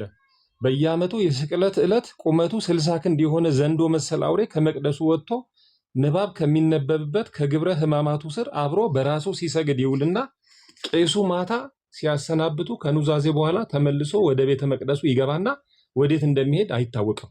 የአውሬ ባህታዊ ይገርማል ይላሉ። ማናቸው ያሉት? ሊቀ ብርሃናት መርቆሬዎስ አረጋ። ሃይማኖትህን እወቅ እንዳትሆን መናፍቅ እንዳትሆኑ እንደዚህ አይነት ታሪክን ስታውቁ እምነታችሁ ይጠነክራል እያሉ ነው። 60 ክንድ የሆነ ዘንዶ ነው። ይወጣል ከመቅደሱ ወጥቶ ንባብ ከሚነበብበት ከግብረ ሕማማቱ ስር አብሮ በራሱ ሲሰግድ ይውልና ቄሱ ማታ ሲያሰናብቱ ከኑዛዜ በኋላ ተበልሶ ወደ ቤተ መቅደሱ ይገባና ወዴት እንደሚሄድ አይታወቅም ይላል። ቤተ መቅደስ ውስጥ ነው የሚገባው። እንግዲህ ከዛ በኋላ ስግደት አምልኮ ሲደረግ ለእሱም ጭምር ነው ማለት ነው የሚደረገው እና አብሮ ነው እንግዲህ ኮሌግ ነው ማለት ነው፣ ፍሬንድ ነው ማለት ነው። እዛ ጋር ማንም ደብተራ የጻፈውን እኛ አንቀበልም እኮ ወይም አንዱ ደብተራ ጽፎት የኢትዮጵያ ኦርቶዶክስ ቤተክርስቲያን መጽሐፍ ነው። ሊቀ ብርሃናት መርቆሬዎስ አረጋ ይባላል። አንዴ ጆ ድገመው አልሰማሁም፣ ዞር ብዬ ስለነበር። ጆ ድገመው፣ ምንድን ነው ያነበብከው? መጽሐፍ ነው፣ መጽሐፍ ነው። ሃይማኖትህን እወቅ እንዳትሆን መናፍቅ የምትል ትንሽ መጽሐፍ ነች። ከየት ነው ያገኛት? አለች እንትኗን እያሳየው ላስነበብ እችላለሁ። ኤርሚ ካለም ለእኔ በውስጥ እንትልክልኝ ብዬ ነው። አሳየን እያለው ነው ያለች ነገር ነች፣ ትነበባለች። እሺ እንትኗ ስለተበጣጠሰችብኝ ነው። ሊቀ ብርሃናት ሃይማኖትን እወቅ እንዳትሆን መናፍቅ የምትል መጽሐፍ ነች። 1989 የታተመችው ምን ይላል? ይሄ 18 ቴዲ ጋ አይጠፋም። ምናልባት ቴዲ ሊያውቀው ይችላል። ቴዲን ነገ ስለማገኘው ይዣ ትሄድና ነገ ፊዚካሊ እንገናኛለን። ከቴዲ ጋር ጉዳይ አለ። አናገረውና አስፈልገዋለሁ። ምን ይላል? ኤርሚ አልሰማህም? በወሎ ክፍለ ሀገር በቦረና አውራጃ የጻድቁ የጋስጫ ቅዱስ ጊዮርጊስ ቤተክርስቲያን አለ። በየዓመቱ የስቅለት ዕለት ቁመቱ 60 ክንድ የሆነ ዘንዶ መሰል አውሬ ከመቅደሱ ወጥቶ ንባብ ከሚነበብበት ከግብረ ሕማማቱ ስር አብሮ በራሱ ሲሰግድ ይውልና ቄሱ ማታ ታውቀዋለህ ሲያሰናብቱ ከኑዛዜ በኋላ ተመልሶ ወደ ቤተ መቅደሱ ይገባና ወዴት እንደሚሄድ አይታወቅም። የአውሬ ባህታዊ ይገርማል እያለ ይቀጥላል። የአባ ጊዮርጊስ ዘጋስጫ ቤተክርስቲያን ነው ወሎ ውስጥ። ልክ ነው። ቅድም ሳወራው ነበረ። ይሄ በደንብ ነው የሚታወቀው እና ልብ በሉ እንግዲህ ዘንዶ አምላኪው ማን ነው? ከዘንዶ ጋር ጥብቅ ቁርኝነት ያለው የወንጌል አማኝ ፕሮቴስታንት ወይስ ኦርቶዶክስ? ኦርቶዶክስ። ኦኬ። ይጠብቁ ዘንድ መላእክቱን ስለአንተ ያዛቸዋል ነው ተብሎ የተባለው። እኛ እግዚአብሔር ራሱ ነው የሚጠብቀን። ሲጠብቀን መላእክት ልኮ ሊጠብቀን ይችላል። ስሙን የማናውቀው በስጋ አይናችን የማናያቸው የእግዚአብሔር ብርሃናውያን የሆኑ ቅዱሳን መላእክት አሉ። ክብር ይግባቸውና አንልም ብራዘር፣ ክብር ይግባውና ጌታ ማለት ነው። እሱ መላእክትን ስለአንተ ያዛቸዋል ብሏል። የተገለጠው የእግዚአብሔር መልአክ መጥቶ ይጠብቀናል፣ ከተለያየ ነገር ያድነናል። እግዚአብሔር ልኮት ማለት ነው። በጴንጤ ቤት እንደዚህ ነው የምናውቀው እኛ። ኦኬ። ስዕል የሚካኤልና የገብርኤል የሚል ክንፍ ያወጣ አሞራ መሰል ነገር ቤታችን አንጠልጥለን አይደለም እሱ የሚጠብቀን። የእግዚአብሔር ቅዱሳን መላእክት ረቂቃን ናቸው፣ ክቡራን ናቸው፣ ቅዱሳን ናቸው። እግዚአብሔር ሲልካቸው መጥተው ይራዱናል። መጽሐፍ ቅዱስም ይህንን ይነግረናል። ብሉይ ኪዳንም ላይ ይጠብቁ ዘንድ መላእክቱን ስለአንተ ያዛቸዋል ነው ተብሎ የተባለው። እንደዚሁ ቅዱስ ጳውሎስን በመርከብ ላይ በነበረበት ሳለ አብረው እንዳይሰጥሙ ከእሱ ጋር የነበሩ በመርከብ ላይ የነበሩትን ሰዎች እንደማይጠፉ የእርሱ የመሆነው ደግሞ የማመልከው የእግዚአብሔር መልአክ ብሎ የእግዚአብሔር መልአክ ማኒፌስት በአዲስ ኪዳን ላይ ተገልጦለት ነበር ለጳውሎስ ማለት ነው። ጴጥሮስንም ከወህኒ ቤት ከእስራት ያወጣው የእግዚአብሔር መልአክ ነው። እግዚአብሔር ቤተክርስቲያን በማርቆስ እናት ቤት አጥብቆ ጸሎት ይደረግ ነበር። ስለ ጴጥሮስ ወደ ጌታ ይጸለይ ነበር። እግዚአብሔር መልአኩ ልኮ ጴጥሮስን ከ4 ሰንሰለት አስፈታው ይላል። ክብር ለመንፈስ ቅዱስ ይሁን። ዮሐንስንስ በፍጥሞ ደሴት እግዚአብሔር ለኢየሱስ ክርስቶስም በመልአኩ ልኮ ለባሪያው ለዮሐንስ አመለከተ ይላል። ስለዚህ በአዲስ ኪዳን እንኳን እነዚህን ትልልቅ 3 አባቶችን ጴጥሮስ፣ ዮሐንስና ጳውሎስን የእግዚአብሔር ቅዱሳን መላእክት ተገልጠው አነጋግሯቸዋል። በጣም የሚገርመው እኔ አሁን በቅርብ ቀን አንድ የሰማሁት አለ፣ ግን እዚህ አልነግራችሁም። ከቅዱሳን መላእክት ጋር በተገናኘ በጣም እጅግ ማከብራት የእግዚአብሔር ሴት የነገረችኝ ነገር አለ። በጣም በመንፈሴ ላይ በትክክል ምስክርነት ያለበት ማለት ነው። ኦኬ። ስለዚህ የእግዚአብሔር ቅዱሳን መላእክት በአዲስ ኪዳን እንኳን ማኒፌስት ያደርጋሉ፣ ለሰው ልጆች ይገለጣሉ። በሚገለጡበት አካል መጥተው ይገለጣሉ። ይህንን ሁሌ ነው የምናገረው። ልብ በሉና ስሙ። የወንጌል አማኞች ወንድሞች የሚገለጡት ኦርቶዶክስ ጋር አይደለም የሚገለጡት። ኦርቶዶክስ ጋርማ ይኸው በየቤቱ አሞራ መሰል ነገር ያንጠለጠሏቸው ስዕላት አሉ። እነሱ ስላሏቸው እነዚህ እውነተኞቹ መላእክትም ቆይ ሚዩት አድርግ ዝም ብዬ አላዳምጥህም። ላውራና ሚዩት ከዛ ደግሞ ታወራለህ፣ እሰጥሃለሁ። ዝም ብለህ እኔን እየነቆርከኝ ዝም ብዬ እኔ አታውራ እኮ አላልኩም፣ ግን ተደማምጠን እኔ ላውራና አንተ ደግሞ በኋላ ደግሞ ታወራለህ ማለት ነው። እንዴ ታዲያ ምንድነው እንትን አሞራ መሰል እኮ ያልኩትኝ ግድግዳችሁ ላይ የለጠፋችሁት ሸረሪት ድር የምታጸዳለት የሚካኤል ፎቶ ተብሎ የሚባል ማለት ነው። አሁን ቅዱስ ሚካኤል ነው እንደዛ? ነውር አይደለም እንዴ? በጣም እኮ ነውር ነው። ነውር እኮ ነው። ቅዱስ ገብርኤል ነው ይላል። ሲጀምር ሚካኤልና ገብርኤል ክንፍ የላቸውም። ክንፍ አላቸው ተብሎ የተባሉት መላእክት ሱራፌልና ኪሩቤል ናቸው መጽሐፍ ቅዱሳችንን ስናነብ። ይሁን እሺ ሚካኤልም ገብርኤልም ክንፍ አላቸው ብለን እንበል።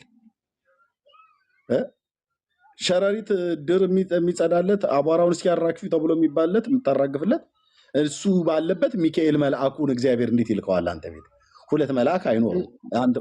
ጊዜ የምታስቡት ነገር በጣም ቁሳዊ ነገር ስለሆነ አሁን ሸራሪት ድር ምናምን ከእምነቱ ጋር ምን ያገናኘው?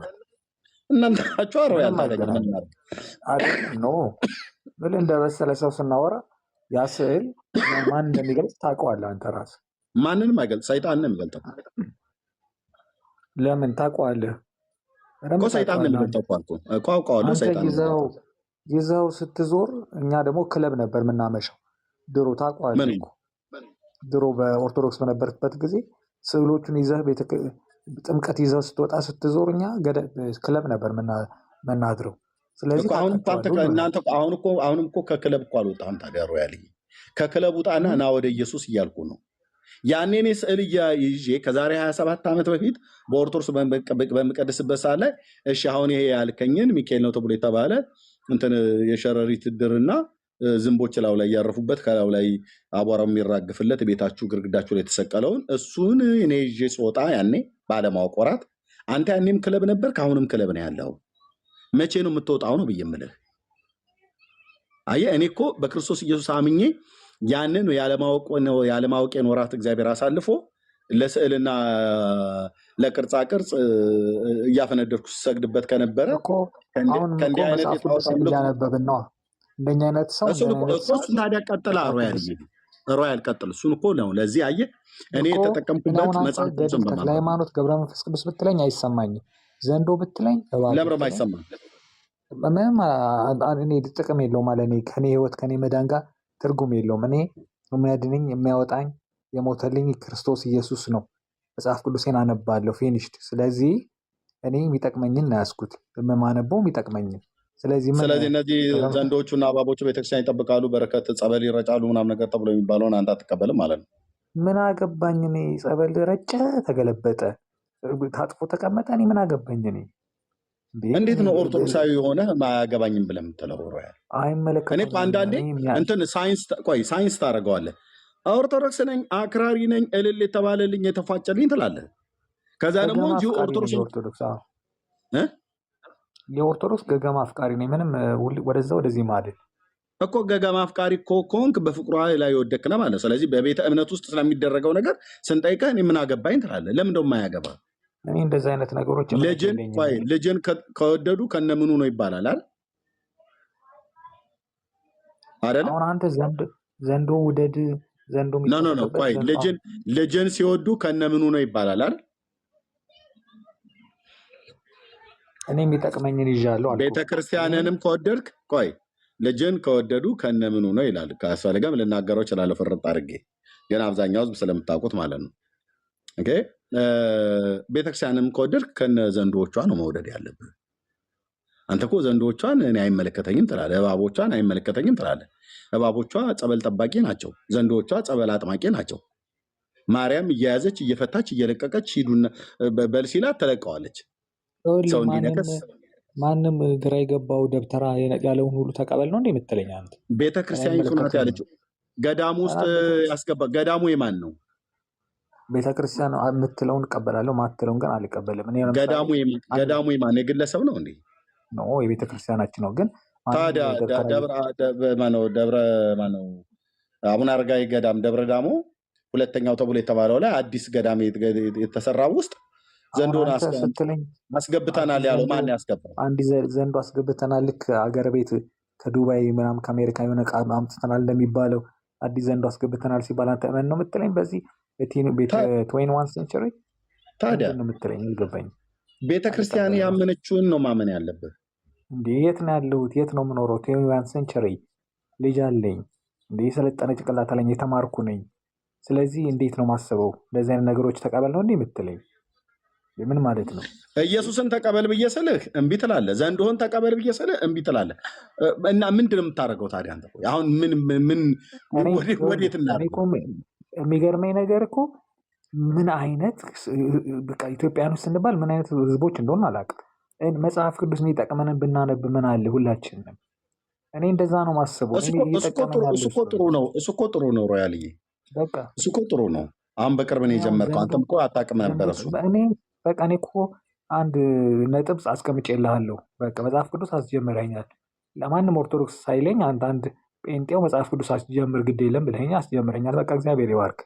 እኔ መጽሐፍ ቅዱሴን አነባለሁ ስፈልግ እየተዝናናው፣ መንፈሴ ደግሞ ወደ እግዚአብሔር ሲጠጋ መጽሐፌን እያነበብኩ ከዛ በኋላ አካሄዴን አስተካክላለሁ።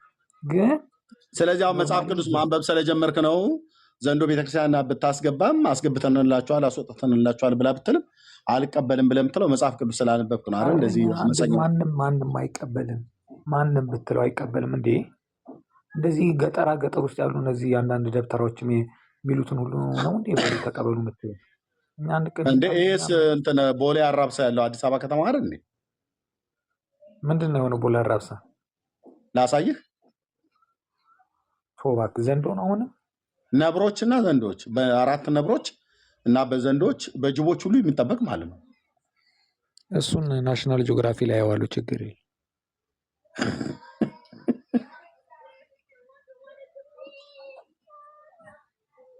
አይ ኦርቶዶክስ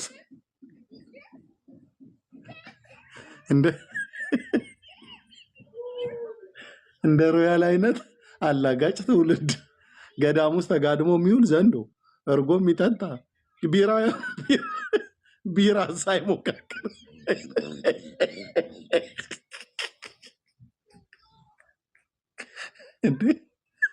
ቢራ ሳይሞካከርም ወይ ነው። ወይኔ ኤርሚሻ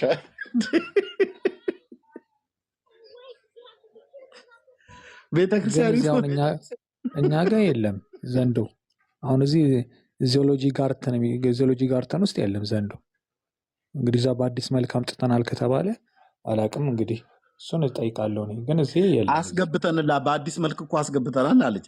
ያስገባችሁን አንተ ክብር ለሚገባው ክብር አሰጥም እንደ አንተ ቤተክርስቲያኒቱ ክብር ይገባዋል ብላ ነው ክብር ሰጣ ገዳም ውስጥ ያስገባችሁ። አንተ ለምን ክብር ለሚገባው ክብር አሰጥም? ለዚህ ዘንዶ ለምን ተንጠራጠለም? ዜግነቱን ለወቅ ናይጄሪያዊ ቢሆንስ ለወቅና ክብር እሰጠዋለሁ። ምናዊ ሲሆን ነው የምትቀበለው? ፓኪስታናዊ። እሺ ኦኬ። ከታች ሰዎች አስገቡን እያሉ ነበረ። እሺ ማን ነው የተወሰነ ሰው ሊወርድልኝ የሚችል? ሮያል ልጁ እያለ የተወሰነ ሰው። እሺ መምህር፣ እሺ ይምጡ፣ መምህር ይምጡ። እንዴ አንድ ሰው እኮ በቂ ነው ወገኖች። እሺ ቀሲስ እንኳን ደህና መጡ። ጤና ይስጥልኝ መምህር ኤርሚያስ እንደምን አለ? ደህና ነኝ እግዚአብሔር ይመስገን። እንኳን ደህና መጡ። እንኳን ደህና ቆየ። በጣም አመሰግናለሁኝ። ቅድም ስለ መላእክት ሀሳብ ስታነሳ ጥያቄ ነበረኝ ሆዴ ውስጥ የተቀመጠና ጠይቀሃለሁ እያልኩኝ ዛሬ አገጣጠመን ማለት ነው። በዚህ በዘንዶና በእባቡ ላይ ምን ይላሉ? መጀመሪያ ግን ለጥያቄ መልስ ከተሰጠኝ በኋላ ይሄ ውስጥ ያለው ከወጣ በኋላ ቢሆን ደስ ይለኛል። ይጠይቃሉ ስለ ቅዱሳን መላእክት። ዛሬ አርእስታችን አይደለም። አይ ክንፍ የሚባል ነገር እርስዎ አንስተው ነበረ። እንግዲህ ቅርታና ስለዚህ ይሄ ለመሆኑን አሁን ጥያቄ ሆነ መላእክቶች ክንፍ አላቸው ወይ? በመሰረቱ ይሄ ነገር በመጽሐፍ ቅዱስ ብዙ አገላብጬ ሳይ መላእክቶች ማለት በኪሩቤል በሱራፌል በኩል ያሉት ወይንም 40ቱ እንስሳ የምንላቸው ክንፍ እንዳላቸው ገለጻ ያደርግልንና መላእክት የሚባሉት ላይ ግን ክንፍ እንዳላቸው ወይንም ሚካኤል አሊያም ገብርኤል ክንፍ እንዳላቸው ምንም ገላጭ ሀሳብ የለም በመጽሐፍ ቅዱስ ውስጥና እንዲያው ይሄ ነገር ግን ቢመለስልኝ ደስ ይለኛል። ምክንያቱም ክንፍ በመሰረቱ አላቸው። ቀሲስ እኔም ያልኩት ቅድም ሱራፌልና ኪሩቤል እንዳላቸው ይነግረናል። በትንቢተ ኢሳይያስ መጽሐፍ ምዕራፍ 6 በትንቢተ ሕዝቅኤል መጽሐፍት ምዕራፍ 1 ላይ በሁለቱ ነቢያት እና በሌሎችም ቅዱሳን ነቢያት መጽሐፍት ላይ በራዕየ ዮሐንስ ላይም በራዕየ ዮሐንስም ላይ እንደዚሁም በሙሴ መጽሐፍት ላይ ሁሉ ጭምር ዘጸአት መጽሐፍ ምዕራፍ 25 ላይ ጭምር ይናገራል። እና እነዚህ ፍጡራን እንዳሉት አርባዕቱ እንስሳት የሚባሉት ሱራፌልና ኪሩቤል በተለይ ኪሩቦቹ ክንፎች እንዳላቸው ይናገራል መጽሐፍ ማለት ነው። ሱራፌልም ክንፍ እንዳላቸው ይናገራል። ሚካኤልና ገብርኤል ግን የሚባሉት ሌሎቹ ነገደ መላእክት ክንፍ እንዳላቸው አይናገርም። አሁን ክንፍ አላቸው ብለው የሚሉ ኦርቶዶክሳውያን ወገኖች ስለሆኑ ይህን ጥያቄ መመለስ ያለባቸው ኦርቶዶክሳውያኑ ናቸው። እኔ ክንፍ አላቸው ብዬ እስካላልኩ ድረስ ክንፍ አላቸው ብሎ የሚለው የሚናገረውን እስከተናገር ድረስ ይህ ጥያቄ እኔን አይመለከተኝም ማለት ነው። እኔ ክንፍ አላቸው ብዬ ይህም መልስ ነው። ይህም ራሱ መልስ ነው ለእኔ። እኔ በጣም ግራው ስለገባኝ ነው። ምክንያቱም በእርግጥ ያው ያደኩበት ስለሆነ ብዙ ተቃውሞ ባላሰማም፣ ግን ከድሮ ጀምሮ ጥርጣሬ አለ። ምንድን ነው ይሄ ክንፋቸው ከየት መጣ? ነገደ መላእክቶች ክንፍ የላቸውም። ያው በማህበረሰቡ እይታ በክንፍ የሚበሩ አድርጎ ነው የሚያስበው ሰው። ግን ጌታ ኢየሱስ ክርስቶስ ወደ ሰማይ ሲያርግ ክንፍ አላስፈለገውም። ስለዚህ የተፈጥሮ ሕግ ነው እንጂ አንድ ነገር እንድንበርና እንዳንበር የሚያደርገን ክንፉ ነው ብዬ ስለማላስብ ይሄ ነገር ለእኔ ጥርጣሬ ስለፈጠረብኝ ነው። ግን በእርስዎ በኩል ከሆነ እዚህ ላይ ያላችሁ በቤተክርስቲያን ያላችሁ ሊቃውንቶች ካላችሁ የቤተክርስቲያናችን ልጆች፣ በእርግጥ መጽሐፈ ሕዝቅኤል የሚባል አለ ራሱን ችሎ በመላእክት ዙሪያ ላይ የሚናገር፣ ግን መጽሐፍ ቅዱሳዊ የሆነ ማስረጃ ከመጽሐፈ ሕዝቅኤል ከሚባለው መጽሐፍ ሳይሆን መጽሐፍ ቅዱስ ላይ ካለው ሕዝቅኤል ነቢዩ ሕዝቅኤል ሳይሆን በነቢዩ ሕዝቅኤል ስም የተዘጋጀ ትልቅ መጽሐፍ አለ ስለ መላእክት ትንታኔ የሚሰጥ መጽሐፈ ሕዝቅኤል የሚባል ከእርሱ ላይ ሳይሆን ግን ከመጽሐፍ ቅዱስ በቂ መልስ ያላችሁ ወንድሞቼ መምህራኖች ካላችሁ መልስ ብትሰጡ ደስ ይለኛል። ግቡና መልሱላቸው ለቀሲስ። መላእክት ክንፍ አላቸው እነ ሚካኤል ክንፍ አላቸው ብላ የምትለው ኦርቶዶክስ ቤተክርስቲያን ስለሆነች ማለት ነው። እኛ ክንፍ እንዳላቸው አናምንም፣ የእግዚአብሔር ቃል ስለማይነግረን። የእግዚአብሔር ቅዱሳን መላእክት እንደሆኑ እናውቃለን። የሚመልስ ሰው ካለ መመለስ ይችላል ማለት ነው። እናመሰግናለን። እሳቸው የኦርቶዶክስ ናቸው? ጠይቃቸው። ምንድን ኖት? ኦርቶዶክስ ካህን ኖት? ዲጄ ኖት? ምንም አይገባኝም። ቤታቸው በሰላም ነው? በጠዋቱ ጠጥተሃል እንዴ? አዎ ትንሽ። በቃ ከጠጣ ጋር ነው የምትግባባው። ምን እየጠጣው መስላለሁ? ምንድን ነው እርሶ የኦርቶዶክስ ነው? መጀመሪያ አፍህን በመልካም ነገር አሟሸው። ዲጄ እንዴት ያወቁ? ካህን ሆነው ዲጄ ማለት እንዴት አወቁ? ምንድን ነው አይደለ ዲጄ? ቆይ በደንብ ተረጋጋ። ካህኑ ሁሉ ስታየው መሀይም ነው የሚመስልህ? እሺ ዲጄ ማለት ትርጉሙን ንገር። እሱ እንግዲህ ጠፍቶ ከሆነ ስለ ዲጄ ከሆነ መነጋገር ያለብህ ግባና በውስጥ መስመር ልተርጉምልህ። እየሰማኸኝ ነው? ባዕድ ቋንቋ ምጠህ ሳይሆን እኔን መጠየቅ ያለብህ በተነጋገርነው ሀሳብ ላይ የኦርቶዶክስ ቤተክርስቲያን ልጅ ከሆነ እርሶ ታዲያ መልስ መስጠት ገና ከአሁኑ ተማሪ ካልሆነ ደግሞ አንተ ገና ሰላምታ ሳትለይ ገና ሳንተዋወቅ እርስዎ ዲጄ ነዎት ብለህ ማንሳት የለብህም። እሱ አስፈላጊ አይደለም፣ አይመጥንም። እሺ ታዲያ መላእክት ክንፍ አላቸው የላቸውም ብለው የሚናገሩ እንዴት ካህን ነው? ክርስቲያኒቱ ልጅ አይደለህም። በቤተ ክርስቲያኒቱ አላደክም። አይደለም ስለ እንግሊዝኛ ቃላት ምህጻረ ቃላት ጠይቀህ መልስ ለማግኘት ይቅርና በቤተ ክርስቲያኒቱ ያሉትን መጻሕፍቶች ያላነበብ፣ ቅኔ ቤት ያልገባ፣ አቋቋም ያላወቅ፣ ድጓ ያላወቅ፣ ጾመ ድጓ ያላወቅ። ኧረ ኳስ በመሬት የምን ቅኔ የምን አቋቋም? እኔ አቋቋም አውቀው የሞዴሎችን ነው። ኧረ ምንም አላውቅም እንዴ። በደንብ ስማኝ። እንደዛ ከማለት በፊት በቤተ ክርስቲያኒቱ መጻሕፍቶች ለጠየቁት ጥያቄ መልስ መስጠት ከሌለ ሌሎች ሊቃውንቶች እንዲመልሱልኝ በር መክፈት ነው እንጂ ስድብ ማንጓጠጥና ሌላ ኃይለ ቃል መናገር። ይቅርታ አድርጉልኝ ከሰደብኩት። ንግግራችን ስፒሪቹዋል ነው፣ እየተነጋገርነው ያለው መንፈሳዊ ነገር ነው። በመንፈሳዊ ዙሪያ ብቻ ነው መናገር ያለብን እንጂ ስለ ሙዚቃ ዓለም አይደለም የምትነግረኝ። አሁን አየሁት ሙዚቃ እንደሚያውቁ ሁሉ አወቅኩኝ። በጣም ከባድ ሰው ነው እርሶ። እሺ ግን ሰው አይደለሁም። ሰው የሚያውቀውን ሁሉ ሰው ከፍሎ ያውቃል።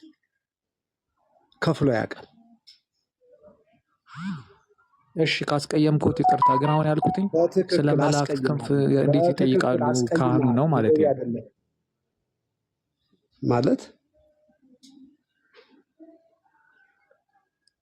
እሺ አውሩ፣ ሰማውታል ወንድሜ። ልትጨቃጨቀኝ ሳይሆን ልትመልስልኝ ነው መሆን ያለበት። እሺ አሊያ ደግሞ እንግዲህ አንድ ቅኔ በአንተ ላይ እንዳልዘርፍ። ይዝረፉ፣ እኔ ፖሊስ ካልያዘሁት። ይሄ ሰውዬ ትንሽ አያውቀውም፣ ቅኔ ዘረፋ የሚባለውን አያውቀውም። እንደው ቀሲስዬ ከቻሉ አንድ ትንሽዬ ነገር ብለው ቢሉ በጣም ደስ ይለናል። ለመኑ ይከውን ንብረተ ሀካይ ሀካይ ለመኑ ጉባኤ ቃና ይበቀዋል። ለመኑ ይከውን ንብረተ ሀካይ ሀካይ እስመ ተርፈ ዘራ እያርቦተ ነዋይ ዘአይ።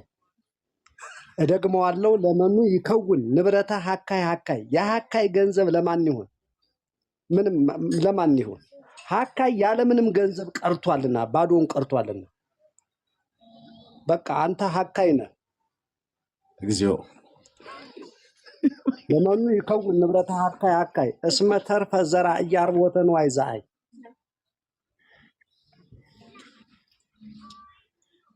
ይበቃሃል። መወድስም ለአምላኬም ስላሴም ለህድብ ነበር። ይበቃሃል። አንተ ሌላ መምህር ላይ ሊቅነኛ አሜን ብሏል ቀሲስዬ። በቃ አሜን ልበል? ንገሩኝ። አሜን ልበል ወይስ ዝም ልበል? አይ ሳይገባህ አሜን አትበል። እሺ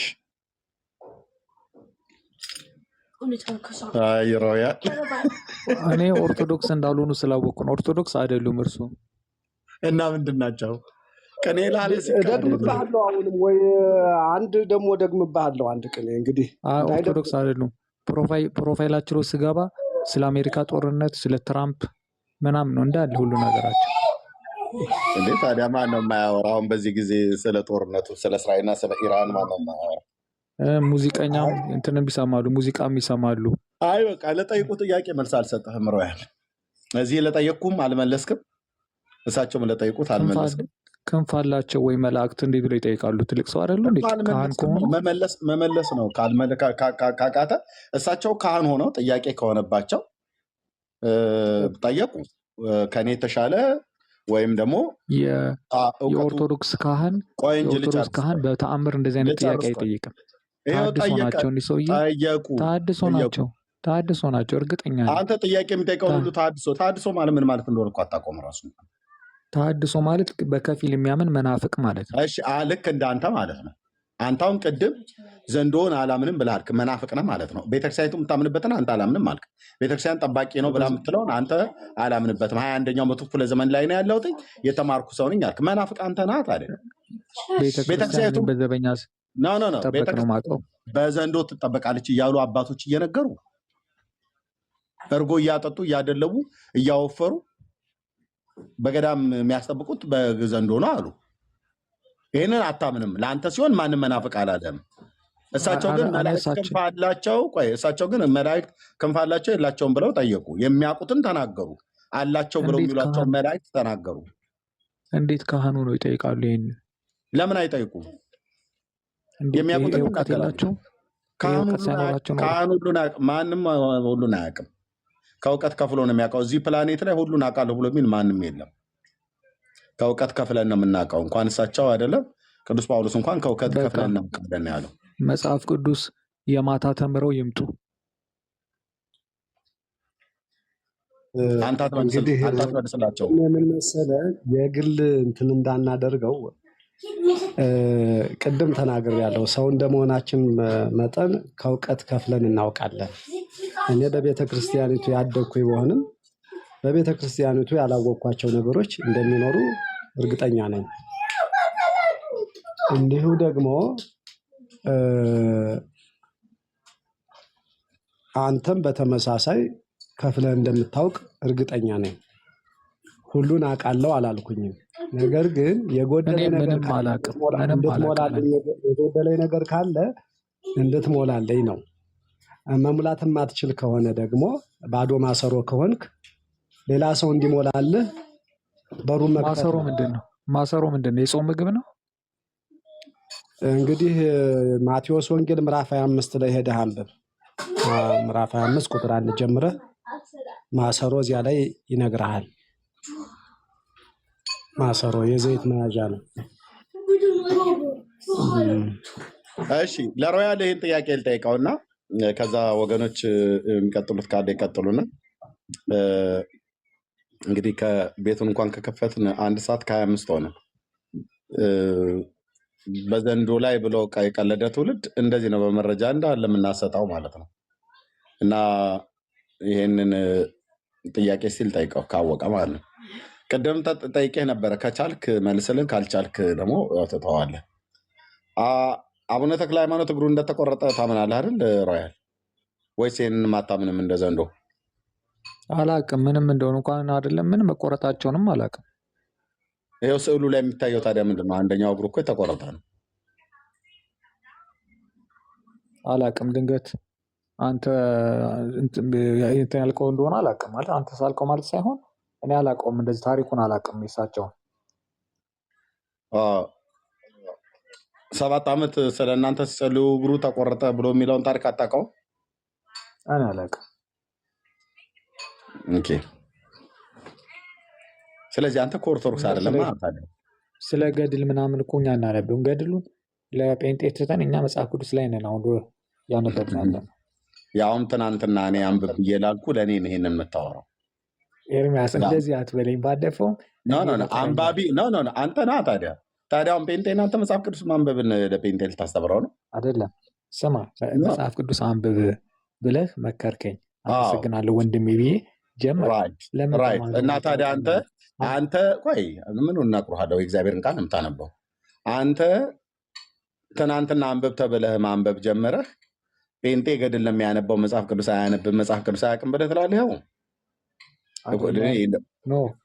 አሁን እኛ ተውን እኮ ነው ያልኩህ። ለጴንጤዎች ድሮም አላነበብክ። ብታነበው ኖሮ ሮያል ገድሉ ላይ ታውቀው ነበር። እሺ ለማንኛውም ተክለ ሃይማኖት እግሩን ተቆረጠው 7 ዓመት ቤተክርስቲያን ስጸልይ ለእናንተ ለሮያል እና ለእናንተ ለዓለም ሁሉ ሲጸልይ ነው እግሩ የተቆረጠው ብላ ታስተምራለች። ይህንን አታውቅም አይደል? እቀበላለሁ። ቤተክርስቲያን ካለችኝ እቀበላለሁ። ቤተክርስቲያን እንደዚህ ብላ ምትለው እቀበላለሁ። ግን እኮ ሰውየው ስለ እናንተ ሲጸልይ ሳይሆን አንድ ሰውዬ ነው እግሩን የቆረጠው። የአቡነ ተክለ ሃይማኖትን እግር የቆረጠውን ሰውዬ ቀጥቅጠው ገለውታል። ጥፋቱ ነው፣ ችግር የለም። መጽሐፉ ልግለጠው? አያስፈልግም። ገዳዩ መገደል ችግር የለም። በቃ ካላጎደል ተገደለ። በቃ ወደ ሌላውን ንግባ። ስለዚህ አቡነ ተክለ ሃይማኖት ለእናንተ ሲጸልዩ አይደለም እግሩ የተቆረጠው፣ በግለሰብ ነው የተቆረጠው እግሩ። ስለዚህ ቤተክርስቲያን 7 ዓመት ለእናንተ ሲጸልይ ነው እግሩ የተቆረጠው ብላ ያለችው ውሸት ሆነ ማለት ነው። እቀበላታለሁ ብላ ያልከው እዚህ በግለሰብ ነው ሰውየውን እግሩን የቆረጠው። እሺ እሱን አንተ አስተማርከኝ። ቴንኪው። ካህን የተባሉት ሰውዬ ለምን አይናገሩም? ኦርቶዶክሳዊ ናቸው አይደል? እስኪ ይናገሩ። ኦርቶዶክሳዊ ናቸው አይደል? ገብተው ቲክቶክ ላይ ስለ መልአክ ክንፍ የሚጠይቁት ጀግና ሮያልዬ በቃ ሰላሟል። ዛሬ ቲክቶክ ላይ የመልአክ ክንፍን ሪሰርች የሚያደርጉት ጀግናዎች ይጠየቁ። በቃ ሮያል ከዚህ በላይ መመለስ አትችልም። ይብቃ። መጽሐፍ ቅዱስን ማንበብህን ቀጥል፣ በርታ። ቅዱሴን ላንብብ። አቶ ካህንም እሳቸውም ኦርቶዶክስ ቤተክርስቲያን ተከታይ አይደሉም። እግዚአብሔር ልቦና ይስጣቸውና ወደኛ ይመለሱ። ጸሎት ናቸው። ይቅርታ በ12ና እርግጠኛ ሆኖ በራሱ ሀሳብና ፈቃድ ወረቀት ላይ ነው ስታምፕ ያላረገው እንጂ ከቤተ ክርስቲያን አወጥቶኛል በራሱ። ግን እኔ ባለውበት የአገልግሎት በእርግጥ እዚህ ነዋሪ አይደለሁም እንጂ እኔ ባለውበት አድባራት ብትሆን ያው ጉሩምቦን አንቄ በከዘራ 2 ጊዜ ብዬ እንደማባረር እርግጠኛ ነኝ። ጉሩምቦ ማነው? ማንቸስተር ሲቲ ተጫዋች ዝቅ ብሎ ይሄ መጉረሻ እንትን አለ አይደል? ታች እሱን አንቄ በከዘራም ብዬ አዳዲስ ቃላት ተፈጥሯል። የስም በሆነ እንዳንተ ያለውን መጸብህ በከዘራ ሲታሽ እንደ ገብስ ቆሎ መስመር ይይዛል። አቤት አማርኛ ገብስ ቆሎ ከዘራ ጉሩምቦ እንግዲህ በጠዋቱ ሁሉ ቃላት። ቆይ አንድ ጁስ ልጠጣና አንድ ጁስ በአንድ ጁስ ላወራል። ከቤተ ክርስቲያን እኔን እኮ ለዚህ እኮ ነው አሁን እኔን ተዋግተህ መጥፎ ቃል እንዳዋጣ ነው የፈለግከው። አንተ እኔን ከቤተ ክርስቲያን የማስወጣት አቅሙም እውቀቱም ችሎታውም የለህም። አይ አስወጥቼዋለሁ። እኔን ደግሞ ኦርቶዶክስ አይደለህም የማለት መብቱም እውቀቱም ችሎታውም የለህም። ጋቢህን ደርበህ ስንቀድስ ውጭ ላይ ቆመህ ማስቀደስ ነው አቅሙ ካለ። የምንሰብከውን ስብከት መስማት ብቻ ነው ያንተ። እመቤቴን በህይወቴ አስቀድሼ አላውቅም። እመቤቴን አስቀድሼ አላውቅም። አንተ እኮ ኦርቶዶክስ አይደለህም። በቃ ለምንድን ነው ኦርቶዶክስን ወክለህ የምትናገረው? ካልሆንክማ እንዳንተ ያለው በርቀት ቤተክርስቲያኒቱን አይቶ ይሄ የማርያም ነው ይሄ የገብርኤል ቤተክርስቲያን ነው ብሎ ማለት ብቻ ነው። ገብተህ ኦርቶዶክስን ወክለህ በቅዱሳን ዙሪያ ላይ አስተያየት ለመስጠት፣ በገድል ላይ አስተያየት ለመስጠት፣ በተክለ ሃይማኖት ላይ በሌሎች ቀኖና መጻሕፍቶች ላይ አስተያየት ለመስጠት መግባት የለብህም። አስተያየት እኮ አልሰጠውም። እርስዎ ለምንድን ነው በኪሎ ልክ ተቀመጥ። እንዴት የመላእክት ክንፍ አላቸው የላቸው የሚለውን ቲክቶክ ላይ ይጠይቃሉ። ካህን አይደሉም ወይ ነው ስለሌለ ነገርኩህ እኮ። እኔን መሙላት ነው የሚጠበቅብህ። አዎ ይሄ ነው ብለህ ማስረጃ ካለ መስጠት፣ ከሌለ ደግሞ በጣም ይቅርታ እነዚህ ላይ ያሉት መምህር የሚመልሱልህ ከሆነ አብሬ ልስማ። በቃ እንደዛ ከሆነ ጸባይ ካለዎት ፎሎ አድርጉኝ፣ በትርፍ ጊዜ አስተምሮታለሁ። በቃ አይ አንተ ጋር የሚጠቅም እኔ ጋር እውቀት እንደሌለ ስለተረዳሁኝ ፎሎ አያስፈልግም። አንተ ጋር አንፎሎወር ነው የሚያስፈልገው።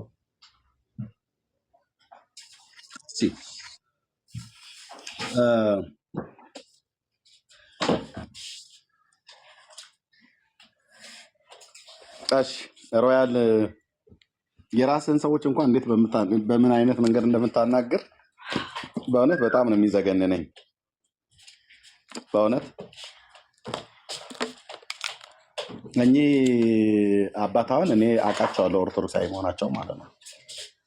መሆናቸውንም በሚያስመሰክር ማንም በማያውቀው ቅኔ ለመማር ቅኔ ለማወቅ ምን ያህል ዘመን ሊፈጅ እንደሚችል በትንሹ እንኳን ከተባለ 7 ዓመት ምናምን ነገር ማለት ነው። እና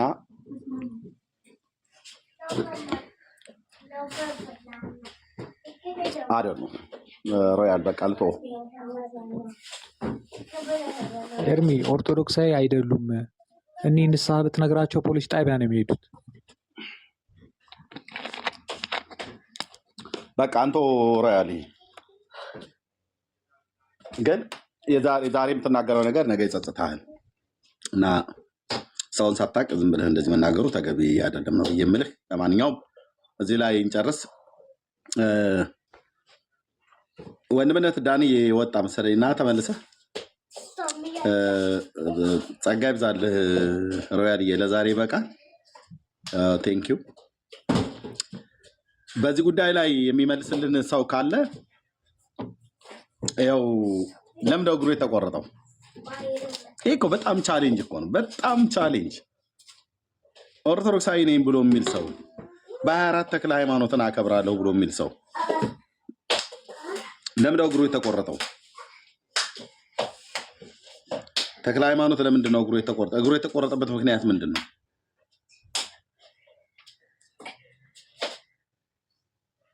እ 530 ሰው አለ ቢሃይንድ ዋይ ብዙ አሉ የሚሰሙ። እስኪ ኑ ተናገሩ። 7 ዓመት ለኛ ሲጸልይ ነው ብላችሁ ትሏት አልቻለ። እሱ ነገር እስኪ ንገሩ እና በመረጃ እንጠይቃችሁ። እሺ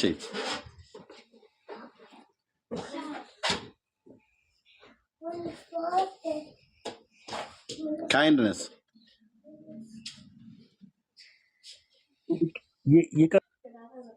ነው የገባሁትና ወንድምነት ነኝ። ይቅርታ ይርምዬ፣ በጣም ይቅርታ።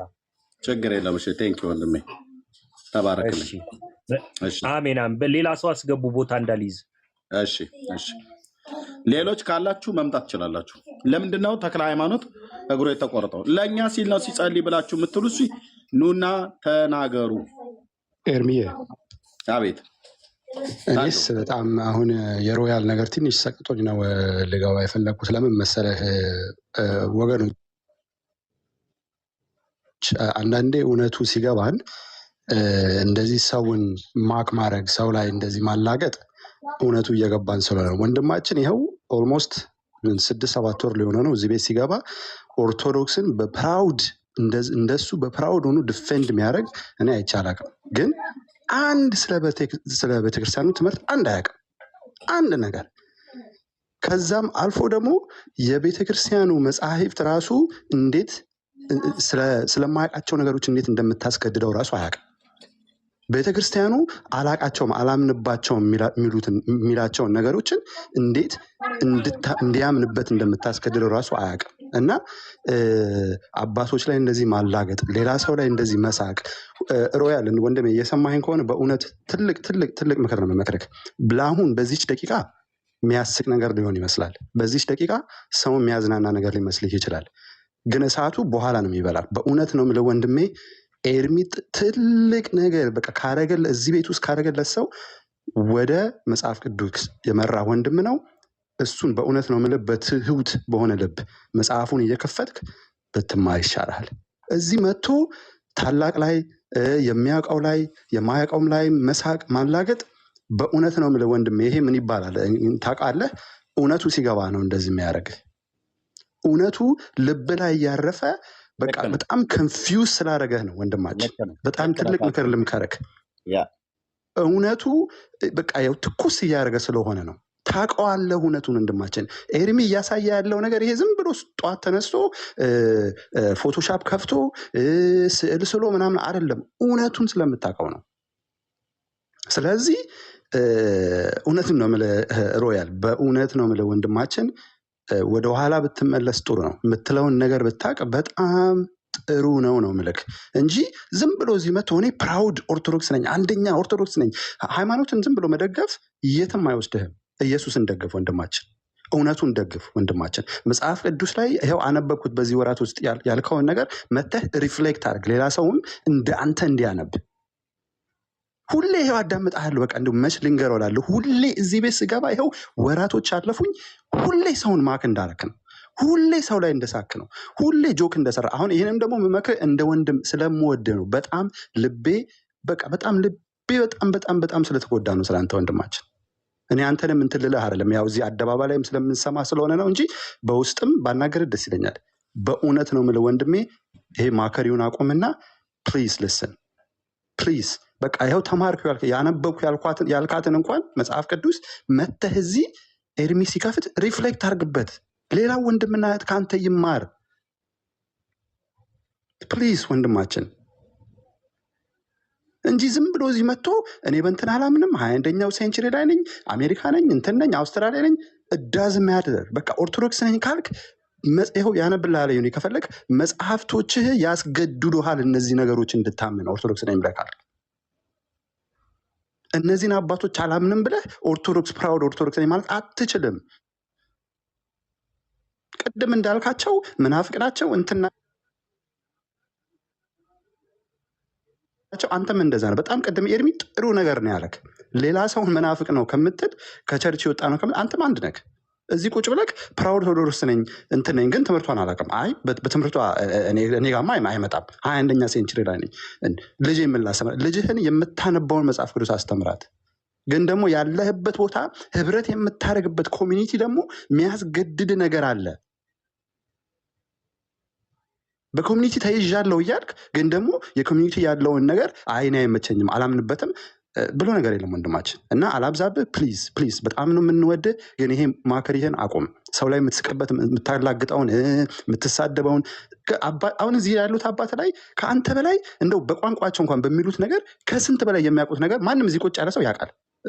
እንደው ኧረ በእናትህ ሁላችንም እናውቃለን። እዚህ ቤት የሚገባ ሁሉ የምትስቅበት ሰው ስንት ቤተክርስቲያኗን እንዴት እንደሚያውቅ እናውቃለን። እና ለአንተም ጥቅም ነው እነዚህ ሰዎች እዚህ ቤት የሚገቡት። እና እንወዳለን ወንድማችን ኤርሚ፣ ይህን ብቻ ለማለት ነው። ተባረክ ወንድምነት ታዶ። አይ ይሄ ተገቢ የሆነ ምክር ነው። ሮያል ገንዘብ ካደረግከው ማለት ነው ሁሉን ነው የእውነት ለመናገር አንተ አንድ አታውቅም፣ ግን እዚህ አውቀው የሚናገሩትን ሰዎች ሁሉንም ነው የምትወርፈው፣ ሁሉንም ላይ ነው የምትቀልደው። እኔ እንኳን ራሱ ካህኑ እንደዚህ አልናገራቸውም በእውነት በእውነት ማለት ነው። በዚህን ያልክ አልናገራቸውም፣ አግባብ አይደለም። መታገሴ ስለምን እንደሆነ ነግሬሃለሁ። እግዚአብሔር አልጠራጠረውም የአባቶች አምላክ ወደ መዳን እንደሚያመጣህ። ለዚህም ነው በውስጥህ ቅድም ታዶ እንዳለህ ውስጥ በደንብ ተሸርሽሯል፣ ታውቀዋለህ እውነቱ የቱ ጋር እንዳለ። እኔም ጋር ወንድምነት ዳንዬም ጋር በሚከፍት ሰዓት ላይ መተህ ታውቃለህ፣ በደንብ ነው የምታውቀው። አልሞት ባይ ተጋዳይ ሆነህ ነው እንጂ እውነት ለመናገር ለምንናገረው እውነት ልብ ከተሸነፈ ቆይቷል። እና እግዚአብሔር ደግሞ ወደ መዳን እንደሚያመጣህ 100% ከዛም በላይ ስለማምን ነው የታገስኩ። እና ጸልዩለት፣ እንታገሰዋለን እሱንም ይሁን ሌሎቹን። ምክንያቱም እንትን ምንድን ነው ከክፋትም አይደለም። እንደነኛ አይነት ሰዎች እውነትን ይፈልጋል። አየህ፣ እውነትን ይፈልጋል። እውነቱ የት እንዳለ ማሳወቁ በጣም ተገቢ ነው። ደግሞ ጌታ ይባርከው። ያው መጽሐፍ ቅዱስን ማንብዬ ስለው እያነበበ ነው ያለው። በቃ ሰው ከመጽሐፍ ቅዱስ ጋር ከተገናኘ አምላኩ እግዚአብሔር አምላካችን እግዚአብሔር ማን እንደሆነ የማወቅ ነገሩ በጣም እየሰፋ ይመጣል። በባለፉት ትውልዶች እግዚአብሔር ምን እንዳደረገ እና እግዚአብሔርን የማያመልከው ያለፉት ትውልዶች በምን አይነት መንገድ እንዳመለኩት በደንብ የሚናገረውን የእግዚአብሔርን ቃል ሰው ሲያውቅ ወደ መዳን ይመጣል። እና ታገሱት ለማለት ነው። ግን እንደዚህ ሰዎችን ትልልቅ ሰዎችን እንደዚህ ባትናገር በጣም ደስ ይለኛል። ኢቨን ጴንጤዎችም ሲመጡ ልክ እንደዚሁ ነው። ከኦርቶዶክስም ሲመጡ ልክ እንደዚህ ነው ማለት ነው። እውነት ነው የምናገረው፣ አልዋሽም። እኚህ ከላይ የተቀመጡት ካህን የኦርቶዶክስ አባት ሲናገሩ እኔ እንኳን በጥንቃቄ ነው የምሰማቸው፣ የእውነት ስነግራችሁ ማለት ነው።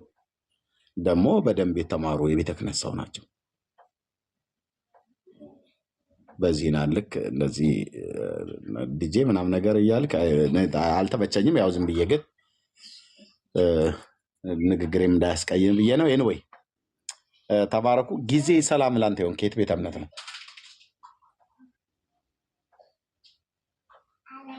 ጊዜ አቤት።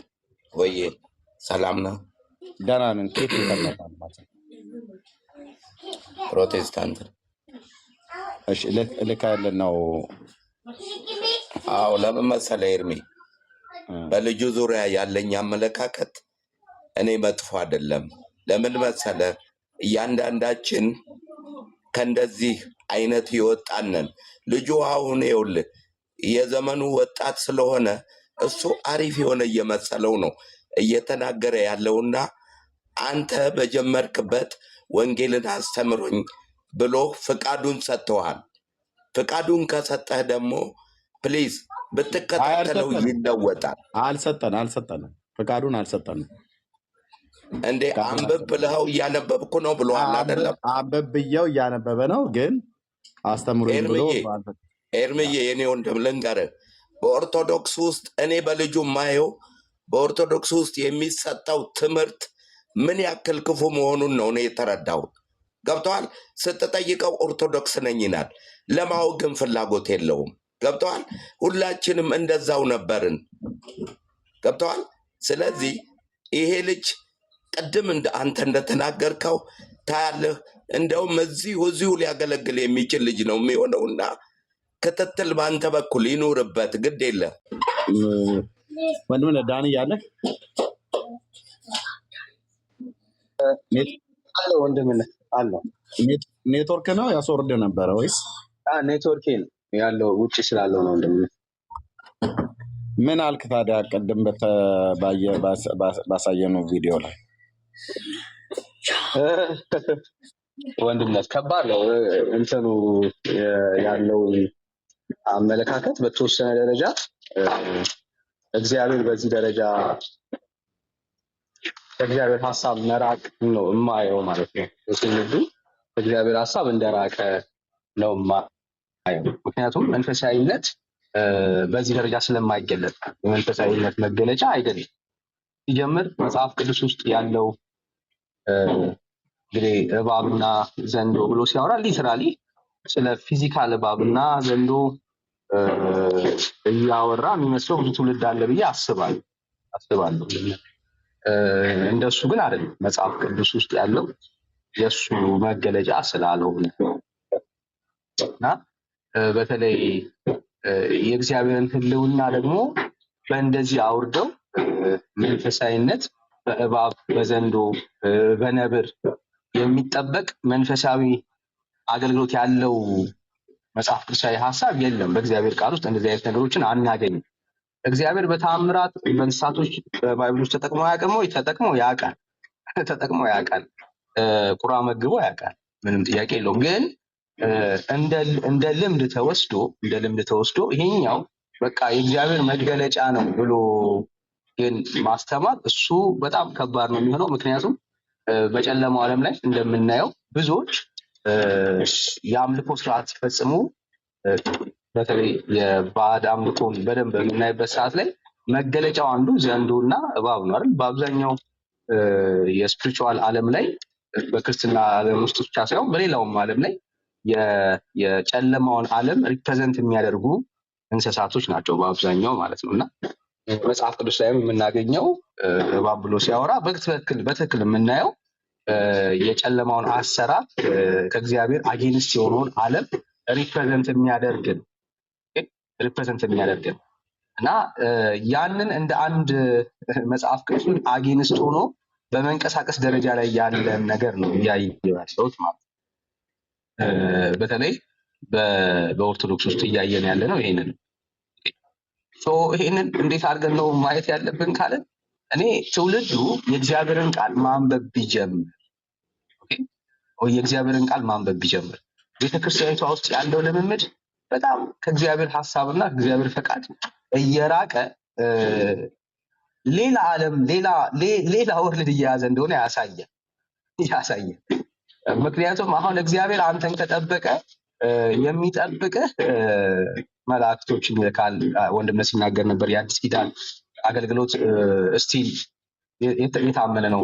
መላእክቶች እስቲል በዚሁ ዓለም ላይ ሪቬል እንደሚያደርጉ አይተናል። የአዲስ ኪዳን ትምህርት እና የእግዚአብሔርን አሰራር በራሳቸው መንገድና በሚመስላቸው መንገድ እየተኩ እንደሆነ ነው እያየን ያለ ነው። እና ትውልዱ መጽሐፍ ቅዱስን ማንበብ ቢጀምር፣ ምክንያቱም ቤተክርስቲያኒቷ ትረስት የምትደረግ አይደለችም። ከዚህ በኋላ ከእግዚአብሔር እውነት ከእግዚአብሔር ሀሳብ ሰዎችን የምታወጣ ቤተክርስቲያን እንደሆነች እያየን ያለን በብዙ ማስረጃዎች ማሳየት እንችላለን። አሁን የምታወራው ህዝቡ ከእጇ እንዳይወጣ የእግዚአብሔር ሀሳብ የሆነውን ነገር እንዲህ ሳይሆን ትውልዱን በአንድም በሌላም አሳምና እጆቿ ራሷ ጋር ለማስቀረት የምታደርገው ጥረት ነው። ምንም መንፈሳዊነትን አይታይም። እውነት የእግዚአብሔር ኃይል የእግዚአብሔር ክንድ ኖሮ በቤተ ክርስቲያኒቷ ውስጥ የመንፈስ ቅዱስ አሰራር አይደለም የሚታየው። አገልጋዮቿ በጨለማም አሰራር ይሁን በምንም በራሳቸውን ፊዚካል በሆነ መንገድ ይሁን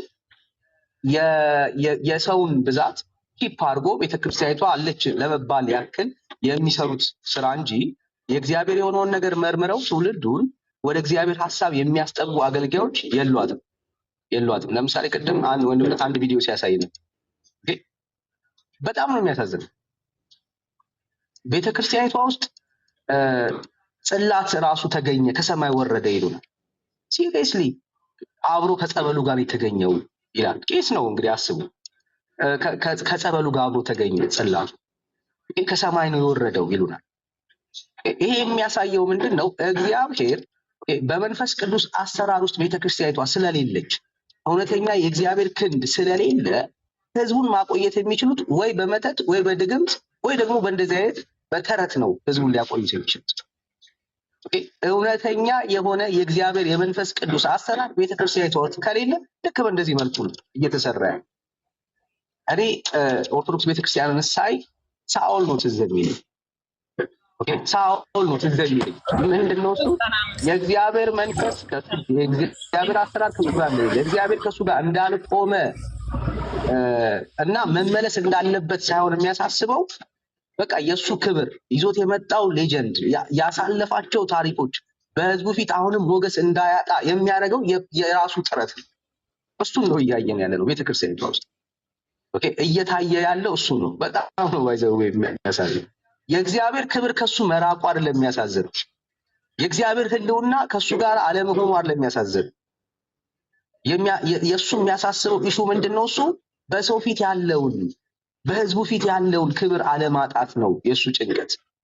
ብራዘርስ ይሄ ማለት መጽሐፍ ቅዱስን ስንመረምር ከእግዚአብሔር ሐሳብ መራቅ ምልክቱ ነው። ቤተክርስቲያኒቷም አሁን እያደረገች ያለችው ይሄ በአንበሳ ተጠበቀ ይላል። ዋት አንበሳ ምንድነው? ለአንተ ወዳጅ በነብር ተጠበቀ ይላል። ምንድነው በነብር? ብራዘር ጽላት የእግዚአብሔር ሐሳብ የሌለበት በአዲስ ኪዳን እኮ ጽላት የሚባል ታሪክ ታቦት የሚባል እኮ ታሪክ በሌለበት ነገር የእግዚአብሔርን ክንድ ለማስቀጠል እንዴት ትታገላለህ? አየህ፣ ህዝቡ ስለማያነብ ህዝቡ ግን ማንበብ ሲጀምር የእግዚአብሔርን ቃል መጠማት ሲጀምር ህዝቡ የእግዚአብሔርን እውነት መመርመር ሲጀምር ይህችን ቤተክርስቲያን ምን ያደርጋታል? ይተዋታል። አሁን ህዝቡን ማስጠበቅ የምትችለው ህዝቡ መጽሐፍ ቅዱስ እንዳያነብ የእግዚአብሔርን ሐሳብ እንዳይረዳ ማድረግ ነው የምትችለው። ከዛ ውጪ ግን ህዝቡ የእግዚአብሔርን እውነት ማየትና መረዳት ሲጀምር በዚች ቤተክርስቲያን የሚቆይ ህዝብ ግን አይኖርም። ህዝቡን ልታታልለው፣ ልታጭበረብረው፣ የእግዚአብሔር ህልውና አብሮ እንዳለ እንዲሰማው ልታደርግ ትችል ይሆናል። እስከ መቼ ድረስ? ይሄ ህዝብ መጽሐፍ ቅዱስን ማንበብ እስኪጀምር ድረስ። ይሄ ህዝብ የእግዚአብሔርን ቃል ማንበብ በጀመረበት ግን ሞመንት ይቺ ቤተክርስቲያን ብቻዋን ነው የምትቀረው። አሁን አንበሳ ብትል፣ ነብር ብትል፣ ብራዘር ዳይኖሰር ብትል ህዝቡ አይሰማም። በምድር ላይ የጠፋውን ማለት ነው ከስንት በጣም ብዙ ዓመታት በፊት የጠፋውን ዳይኖሰር እግዚአብሔር እያመጣ ህዝቡን እኮ ይኸው ቤተክርስቲያኗን እየጠበቀ ነው ብትል ቢሰማ ይጠፋል። ለምን? ይሄ የሐሰት ትርክትና እግዚአብሔር የሌለበት መንገድ እንደሆነ ስለሚረዳ። እስከዛ ድረስ ታጭበረብራለህ። እስከዛ ድረስ ምን ትላለህ? ታታልላለህ። እስከዛ ድረስ ግን ትሄዳለህ። የእግዚአብሔር ሐሳብና የእግዚአብሔር እውነት ህዝቡ ግን መመርመር ሲጀምር በምንም ታሪክ አታስቀረው፣ ለወንጌል እውነት አታዘናጋው እንጂ አሁን የሚደረገው ነገር ድራማ እንደሆነ ዘይኖስ ወይ ደግሞ የጨለማው አሰራር እንደሆነ በደንብ ያስታውቃል። እና እንደዚህ አይነት አሰራሮች መስተካከል አለባቸው። ሌላው ምናልባት ሰሞኑን ባየነው ቪዲዮ ላይ ነው ወንድምነት ምናልባት ሐሳብ ትሰጥበታለህ። ሁሉ ነገር ማለት አሁን የኛን እንትኖች አሁን የተገደለው ዘንዶ ምናምን እሱ ጋር በደንብ ማጥናት ይኖርብኛል፣ ኢንፎርሜሽን መጠየቅ ይኖርብኛል ብዬ አስባለሁ። በተለይ ለጴንጤ ያው የመንፈሳዊ ዓለም በፊዚካል ሪቬል እንደሚደርግ አውቃለሁ፣ ይገለጣል፣ በፊዚካል ነገሮች ላይ ይገለጣል። እና ህዝቡ ፊዚካል የሆነው ዘንዶ የእሱ ጠላት አድርጎ ሁሉ ሰው እኩል መንፈሳዊነት ውስጥ ስለሌለ እንደዛ እንዳይደመድም ይሄ ልክ የዛ ቤት ታሪክ እኛ ቤት ላይም መደገም ስለሌለበት ማለት ነው። እኛ አስቀድመን ያው የምንቃወማቸውን ነገሮች በግልጽ ስለምንቃወም ማለት ነው እና ያየናቸውን ሁሉ ነገሮች ፊዚካል በሆነ ነገር ላይ ደምድመን ዘንዶ በታየ ቁጥር በረከቴን የበላ ምናምን እየተባለ ወደዛ አቅጣጫ እንዳይገባ ምናልባት ያ የተገደለው ዘንዶ መንፈሳዊ አምልኮ ይቀርብለት ከነበረ ሌሎች ስርዓቶች ይደረጉለት ከነበረ ሚሊዮን ነው አላውቅም። ለዛ መረጃ መሰብሰብ አለብን ብዬ የማስበው እንጂ የሆነ እንደዚህ እንስሳቶችን ባየን ቁጥር እነኛ እንስሳቶች የአጋንንት መገለጫዎች የመናፍስቱ መገለጫዎች ናቸው ብሎ ሙሉ ለሙሉ መደምደምም ስህተት ውስጥ ስለሚከት ማለት ስለሚከት የኛ ስጋና ደም ጋር አይደለም እንትናችን ጥላችን መንፈሳዊ ዓለም ላይ አይደለም። እዛ ጋር ነው ያለው እና አይኖቻችን ጠላት እንዳይወስደው። ኦኬ፣ ምክንያቱም ስለ ፊዚካሉ ዓለም አይደለም ብዙ ማተር የሚያደርገን ይገለጣል፣ ምንም ጥያቄ የለውም። እሱ አሰራሮች አይተናል፣ ምንም ጥያቄ የለውም። ግን መደምደሚያችን እሱ ላይ ብቻ ሆኖ እንዳያበቃ የኛ ጥላችን ከመንፈሳዊ ዓለም ጋር ኦኬ፣ በመካከላችን ያለው ልዩነት በመንፈሳዊ ዓለም ላይ ነው። ያ መንፈሳዊ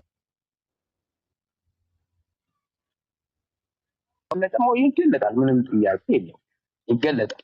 ግን የኛ አሁንም በመካከላችን ያለው ጠላትነት ከመንፈሳዊ ከጨለማው ዓለም አገዛዝ ጋር ነው እና እነዚህ ነገሮች ባላንስ ማድረግ ያስፈልጋል ብዬ አስባለሁ። እኔ ሀሳብ ካለ ግን ልናወራና ልነጋገር እንችላለን ብዬ አስባለሁ። ተባረክልኝ። አሁንም ጥያቄ ዳንኤል መሰለ አይደል ስም የሚለው? ቀሲ አንዴ ከይቅርታ ከወንድም ጥሩ ሀሳብ ነው ያነሳው። ልክ ነው። እሱም ራሱ ሰውየው እኮ የፕሮቴስታንት መምህር ብሎ አለ። ቪዲዮ አላሳየም፣ ዝም ብሎ ድምፅ ብቻ ነው ያስገባው። እና እንዳልከው ከፊዚካሉ ዓለም ላይ ያለው እንስሶቹን ባየን ቁጥር ይሄ ነው ምናምን ነገር ብሎ በሚል ቀጥታ ለምሳሌ ርግብ በመጽሐፍ ቅዱስ የመንፈስ ቅዱስ ምሳሌ ሆና ተገልጣለች። እና አሁን አንድ ሰው መጥቶ ርግብ ላዩ ላይ ስለተቀመጠበት መንፈስ ቅዱስ ተቀመጠበት ማለት አይደለም። አሁን የምትበራዋ ርግብ አሞራ ዝርያ ያላት ማለት ነው። ዋኔ ወይ ደግሞ ርግብ የሚባሉት እነሱ መጥተው እላቸው ላይ ሲቀመጡ ይኸው በቃ መንፈስ ቅዱስ መጥቶ ተቀመጠበት ይላል። እንደዚህ የሚባል ነገር የለም ወንድሞች እናቶች። ቴንኪ ወንድምነት በጣም ቤስት ምሳሌ ማለት ነው። በቃ አለኪት አመሰግናለሁ። እና ልክ እንደዛ መባል የለበትም እና እንደሱ መሆንም የለበትም። ምክንያቱም በርግቧ ላይ እርኩስ መንፈስም ሊያድር ይችላል። ሰይጣን የረከሰ ነው፣ በእንስሶችም ላይ ያድራል። ስጋ ለባሾችን ሕያዋን ፍጥረታትን ተጠቅሞ እንደዛ ያደርጋል። ኢቨን አንዳንድ ቦታዎች ላይ ሕያዋን ፍጥረታትን ብቻ ሳይሆን ግዑዛን ነገሮችን ሙሉ ጭምር ይጠቀማል። እና ልክ እንደዚህ እንስሶችን ስናይ ቀጥታ እንደዛ ነው ብሎ ማለት አይደለም። ግን ያ ተገደለ የተባለው በእርግጥ እንደተባለ ወንድምነት እንዳለው በመንፈሳዊ አምልኮ ይሰጠው ከነበረ ኦኬ የሚያስኬድ ነገር አለ።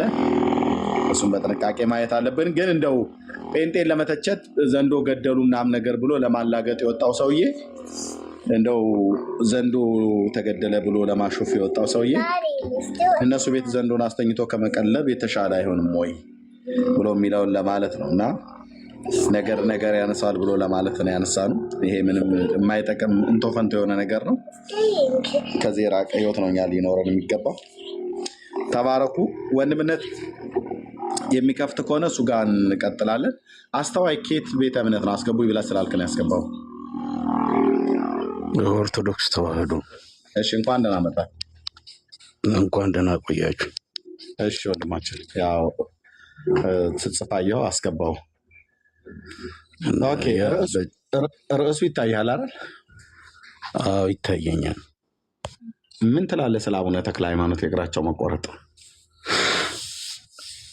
እኔ እንግዲህ በእኛ ቤተክርስቲያን አስተምሮ ያው በጣም አርአያና ለቤተክርስቲያናችን ትልቅ አባት እንደሆኑ በዚህ ቤተክርስቲያን ውስጥም ትልቅ ተጽዕኖ እንዳላቸው እና ጻድቅም እንደሆኑ ነው የምናምነው። ግን ፖይንቱ አሁን የእሳቸው እግር መቆረጥ አለመቆረጥ ለእናንተም ለፕሮቴስታንት ለእኛም ለኦርቶዶክስ ተዋህዶች ምንም ለእምነታችን መሰረት የሚሆን ነገር አይደለም። በዚህ መከራከሩን የፖይንቱ ስላልገባኝ ማለት ነው። እሳቸውም ቢሆኑ አምላካቸውን ክርስቶስ ለእናንተም አይጠቅምም ማለት ነው። ይሄ ታሪክ ማለት እንደ አርአያነት ቆመው ሲጸልዩ አንድ እግራቸው ደክሞ እንደተቆረጠ እናምናለን። ጀስት እንደ አርአያነት እንደ ምሳሌ እንጂ የቆሙት ምሳሌ እንጂ እንደ እምነታችን መሰረት ያንን አንወስድም። ቆይ የቆሙት በሁለት እግራቸው ነው አይደል? አዎ ገድላቸው እንደሚለው እንደዛ ነው። ከዛን አንድ እግራቸውን ደግሞ በጸሎት ብዛት እንዳጡ ይነገራል። ለስንት ዓመት ነው የቆሙት? ለ7 ዓመት። ለ7 ዓመት በሁለት እግራቸው ከቆሙ እንዴት አንድ እግራቸው ሊሰበር ቻለ? ወይስ በአንድ እግራቸው? ገድላቸው ላይ እንደዛ ነው የሚለው እንጂ ያው እናንተ እንደምትሉት በጦርነት የሚል ገድላቸው ላይ የለም። ኦኬ ከዛስ ባለፈ በግለሰብ አልተቆረጠ? ገድላቸው ላይ እንደዛ የሚል ነገር እኔ አላየሁም። ኤርሚ ይቅርታ።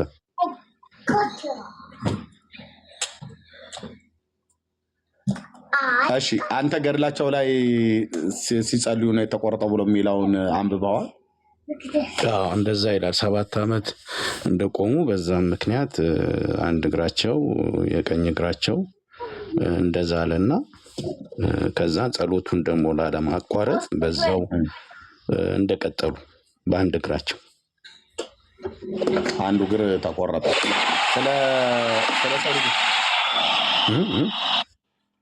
ስለ ሰው ልጆች ሲጸልዩ ነው። አረ እንደዚያ ሆነ።